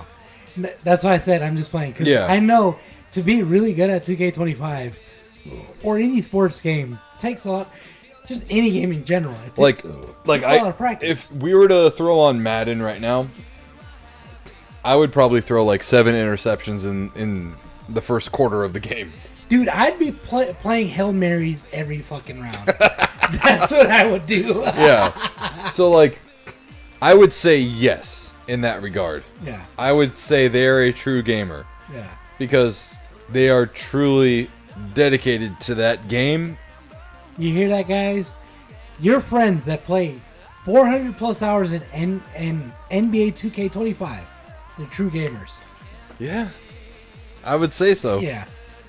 I would say so because that is learning the game. That is hopefully mastering it if you're playing it that much. Well, I mean, honestly, though, there's a lot of games where you can play that many hours and still not master it. Yeah, like, I still don't feel like I've mastered Helldivers yet. I feel like I've gotten extremely good at it. I mean, you are really good at it. But I still die on missions. But, like, to really put it out there when it comes to, like, mastering a game, Yeah. Mortal Kombat, Tekken, Street Fighter, games like those, you could put that many fucking hours into it and still not master it. Right. Yeah, because if everyone played like 400 hours of this game or that game, like a Tekken or Mortal Kombat, everyone would be at Evo. You know what I mean? Right. Yeah. Right. Yeah. So that depends on the dedication into the game as well, because you could put that many hours into the game and still not master it because you're playing it just to have fun and you enjoy it that much. God damn, this is a great fucking conversation. But yeah, dude, I'm just saying, man, I don't think what I'm saying honestly warranted a debate because I think it's facts. I truly believe that Nintendo, and this is all I was saying. Here, let me reiterate this again. Go for it. All I'm saying is Nintendo would be the dominator and rule the video game landscape if they invested more in their hardware to be able to play bigger and better games. Because, let's be real, Doom Eternal on the Xbox One or PS4 is still a better version than the Nintendo Switch version. So they would make more money. They would get new customers, grow their consumer base if they were to just put more into the Switch. They might sell them at a loss or break even, but they would still gain more capital. I understand where you're coming from. I definitely understand where you're coming from. But what? All right. Josh is like, but I've argued my stance, and to back out now would be fucking a sin. No. I will never back out on this because it's one of those things where it's like, all right. I told you guys, this is a guy who always thinks he's right. It's not that I always think I'm right. No, I am. I told them that while you were taking a piss. I was like, here's the thing with arguing with Josh is he thinks he's always right. All right. You can't deny that growing your consumer base is going to earn you more money. So, all right. No, I get But like that's all I'm arguing. That's all I'm saying is if they were to broaden their consumer base, they would make more money. I understand where you're coming from. What I'm trying to say, though, all right. So have you heard? Remember that what that one saying? A game for everyone is a game for nobody. Yeah. That's their ideology. Right. That's not what I'm saying. What I'm saying is someone who would play that game on another console could play it on their console. Would play it on their console. It's not anything to do with the game itself being for everybody. No, and then you bring in the whole Xbox fan base, the Sony fan base. Yeah. Stuff like that. Do you think just because Nintendo had a better console compared to what they had previously, that they would drop their PlayStation just to play games on Nintendo? At the very minimum, they would heavily consider it. Because they would say, I don't have to sit in front of my TV to play this. I can play this on a car ride. I can play this on a plane ride. I can play this on the train on the way to work. But I can play this just chilling on my couch or bed where my TV might not be. But you're thinking like as though they would think logically like you do. Oh, so let me say this. There's been games on Game Pass that have also been available for the Switch. And I've bought them for the Switch instead of downloading it on Game Pass. Because I'm like, well, I'd rather own it physically, number one. But number two, I can play it wherever I go. Yeah. You know, granted, I don't leave the house that much. Other than work in the gym. Yeah. But, I could move around within the house. Yeah, if I wanted to, I could light a fire in the fire pit, sit on the bench, and play my Switch. You know what I mean? No, I get it. Because I have, I think it's through PlayStation. It's either I think it's PlayStation with the games that you get. Enter the Gungeon. I have that on my PS4 or PS5. Where are all my hours logged in? The Switch. On the Switch. Yeah. And the PlayStation version I got for free. I said, I'm gonna buy it on the Switch. And I bought it on the Switch. And I have both versions. But there are just games that you go, that is a Switch game. You know what I mean? Yeah. There are games like that where you just go, that's a Switch game. Yeah.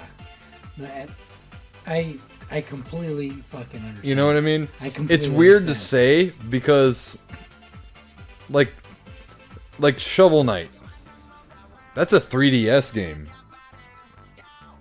But I also played it on the PS4. Yeah. Because I didn't have a 3DS. I was too broke. But if I had a 3DS, I would have bought it for that instead. Yeah. You know what I mean? Yeah. So there are people out there that would go, if you had two copies of the same game, and you go, Well, I have to download the game, install it, and then I can only play it on the TV. Or you go, I have the cartridge, I put the cartridge in, and I can play. And I can play wherever. And I can also play it on the TV via the dock. I think I'll play on the Switch. Because, again, the Switch is a hybrid, so you can play it on the go or on the TV. Which I haven't brought up yet in this entire argument, and I feel like a dumbass for not. But I could do both. You know what I mean? You could do both. So, I don't know, bro. It doesn't sound like that crazy to me. Yeah, no, I completely 100% agree with a lot of your points. But you're still wrong. It's not that you're wrong. It's that you're thinking from a long-time gamer's perspective. I'm Somebody who thinking plays- of a adult who has a... You touched my leg. I'm thinking of an adult who's spending money, is what I'm thinking. Because that's, at the end of the day, that's like what it is. You're an adult spending money, and it's you and I both understand it's not infinite. Yeah. So when I think about making a purchase, I think about like, how far is this purchase going to go?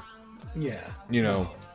So when I look at like my Switch collection, I go, I'm gonna play these games, and they're gonna last a long time. And if they're like a multi-platform game, I made the right decision because I can do what my Xbox does or my PS5 does, but I can also do what it can't do and take it to the shitter with me. Yeah. I think where our disagreement stems from is the fact that if Nintendo would have done that from the get-go, when they did the Switch, we would have had a completely different, opinions on this. I don't think it would have been a topic. I mean, yeah, you're right. Yeah. The thing is, like, for example, my supervisor at work, he games every so often, which is like what most people realistically do. Me and you are just like really into gaming, But the majority of the population, when it comes to gaming, they don't play as much as me and you do. You know what I mean? See, you say that, but then I go, look at the Helldivers community. And, like, that's the game that I've really been into, right? Yeah. So, there's at least 150,000 other people who are into the same game who spend probably just the same amount of time. Or more than I do. I thought I had a high number last year. But there are people who played at my pace since launch. Or even more. Because let's not forget the baby in the middle of the year. Yeah. And they have like 800 hours or so. You know what I mean? Yeah. I'm like, how? But you gotta think about it. It's like 150,000 people, right? Benchmark. Yeah. Out of how many people in the world? Well, look it. We're not gonna say babies, toddlers, or the elderly fucking game. No, I get it. So let's say that's I'd say about half the population, right? Out of 8 billion, right? So that's 4 billion people. 8 billion people. $1 billion. So, right, that's 4 billion people, roughly. Let's say a third of those 4 billion are just somewhat into games. It's a really small percentage when you think about it. Yeah. And like the reason I want to bring up my supervisor as into the whole gaming thing, it's like he has a PS5. Yeah. He plays a lot of NBA and that new UFC game, but he only plays like roughly once a week. You know, I've met a lot of people that are into gaming but only play a few times a week compared to where we play almost daily. We would like to play. You know what I mean? You remember those commercials though? Oh yeah. Yeah. So again, let's look at the Steam Deck here. The base model, LCD monitor, 256 gigs, Yeah. $399. It's not a bad price. Fuck. The Nintendo Switch, the launch version, $259.99. The screen size on the Nintendo Switch is 6.2 inches.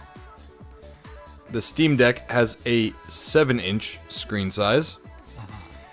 It has 256 gigabytes. Which is way fucking more than Switch. The Switch has, I think it was like 32 gigs. Yeah. Yeah. For $150 more, with those two things alone, you're already going with the fucking Steam Deck.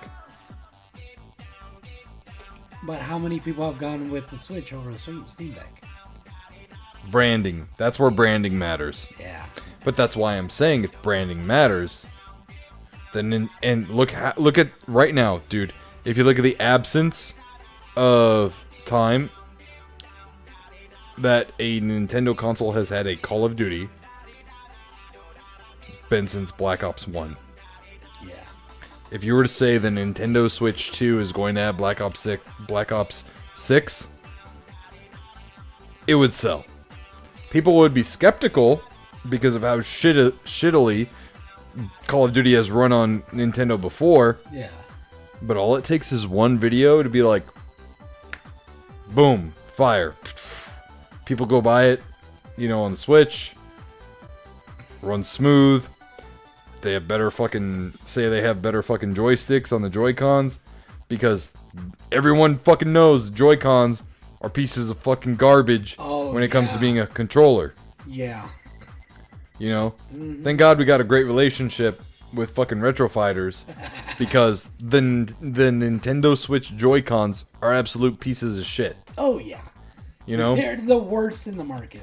Yeah, and it's funny because that was one of their selling points is you could fucking feel like you're shaking dice and this and that, which is true, which is true. But the thing is, like, it's bad when PlayStation has a better controller than you do. Yeah, well, I don't know. I feel like my Joy-Con lasted maybe like 2 years before I sent them in. Really? Yeah. But they're also fucking stupid expensive to replace. The Joy-Cons cost more than a PS5 controller. Yeah. And don't give me that. And I don't want anyone to give me that argument of, well, you're getting two controllers. No, Bitch, no. It's one controller. That is one. That's one controller. Yeah. It's just separated. That's all it is. All right, I gotta pee. But I honestly don't even remember where the fuck this argument was even going for. Dude, all I was saying is Nintendo would do themselves a favor, upgrade their tech, and they could make more money. That's it. All right. Josh is wrong, guys. It's unanimous. Fucking A. Oh my gosh. See what I was telling you guys? Josh thinks he's right all the time. That's all he does. He just thinks he's right. He's like, no one else is right, just me. I see where you're coming from, but no. You don't convince me. Oh my god. Now imagine talking with him about something serious. You know what I mean? Oh my goodness. This fucking guy.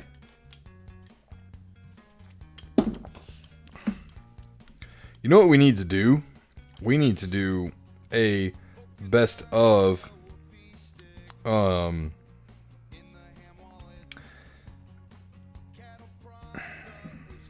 we need to do a best of consoles, games for consoles again. Oh shit, Southern Sick, you're still around? Holy fuck, bro. Well, you have a good night, man. Thanks for sticking around since we started, bro. Thank you. Appreciate it, bro. Have a good night, man. Get some good rest. But yeah, as I was saying, we should do another top 10 best games like we did last time, where we had the poster board and we wrote down all these games for a console. I think we got it up to like 35 games maybe, and then we fucking cut it down to 10, and then we ranked the 10. We got to do that again.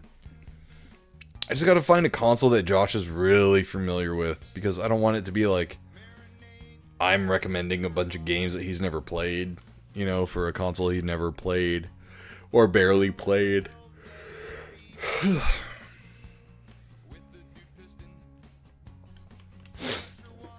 Oh my goodness, we need to eat dinner.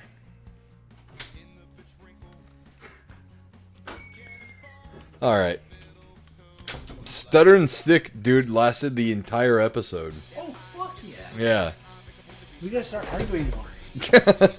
No, I was actually telling everyone, all the 3 viewers we have right now, that we should do another best of with the whiteboard. Oh yeah. You know, the poster board or whatever. Yeah. I just have to find a console that you have a lot of experience with. I know, that's the unfortunate Because you part. really don't have a lot of experience with a lot of consoles until you hit like PS3, you know? Yeah. And I didn't have a PS3 growing up. I had 360. And I say growing up, but I bought my 360 when I was like 16. Dude, I didn't get my PS3 until I was like 20. So, probably just a little after I got my Xbox 360. Because you're how old? I'm right now 31. And I'm 33. Okay, so... A few years. Queso. That sounds good. Yeah. So, Yeah, because when I had my PS2, I was still in middle school. So yeah, I didn't get a console again after that until I was, you know, like working. fucking snark. This is fucking youngins. Yeah, I know. I got my my 360 like my junior year of high school. Wow. Yeah. I was just a poor kid, man. Hey man, same here. I bought it used at GameStop, you know, and it came in like the generic used box that they had. And I had bought in Call of Duty 1, like the original. Wow. For it. That was my game. And I started playing it, and I was like, "Damn, this looks cool." Yeah, like I bought my first PS3 in like the 20s, like when I was in my early 20s. Your PS3? Oh, that's right. That's what you said. Oh wait, is that what you said? Yeah. Okay, Like, I so was you're like in your 20. 20s. I was 16.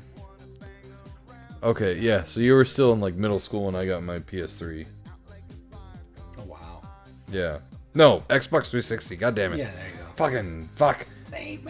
I got my PS3 when I was like 28. Yeah. Wow. Yeah, and I've probably put like 10 hours on that console. Oh, dude, you're missing out. There's a lot of good games on there. Yeah, but a lot of them could be played on the PS4.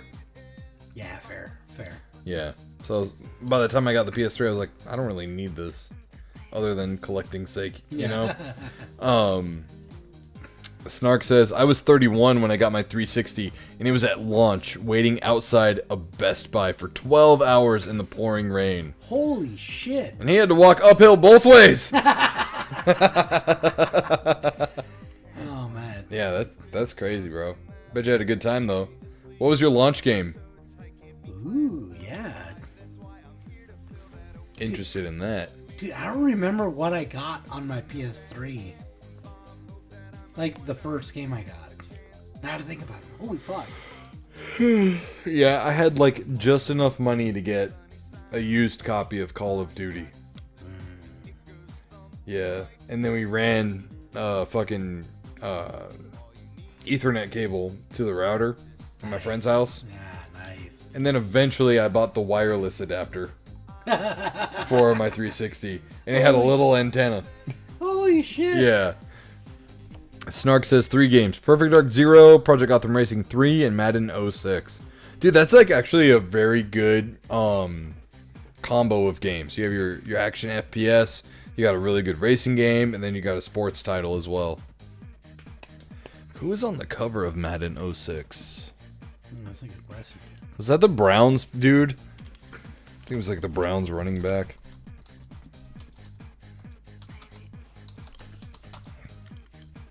Oh no, it was McNabb. Was McNabb on multiple times?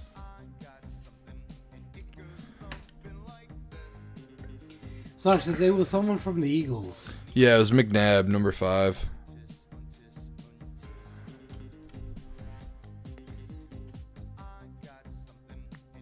Because I think he was on... I feel like he was on a fucking OG Xbox copy of Madden.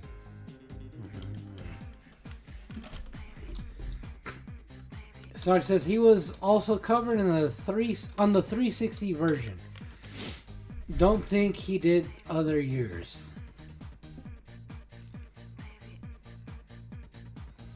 He was on the PS2 version.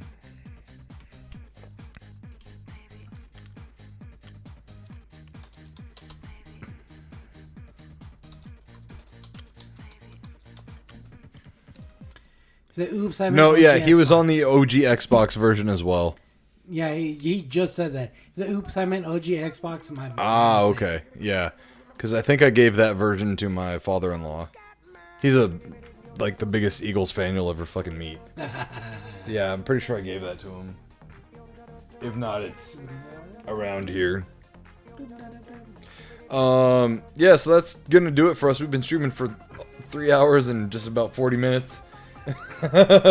Some great topics today. Yeah, though. had to ring in the new year. Yeah. About halfway through the fucking month. Snark says, tired old man brain kicking in. You mean seasoned. Alright, so thank you all so much for watching. We hope you had a good time watching, especially if you're watching this on the VOD. Tune in every Monday night at 6:30 p.m. Arizona time, 8:30 p.m. Eastern Standard Time until Daylight Savings changes again. Thank you all to our sponsors and to all of our lovely show producers. And we'll see you guys next time. Until then, have a great week and game on. Deuces.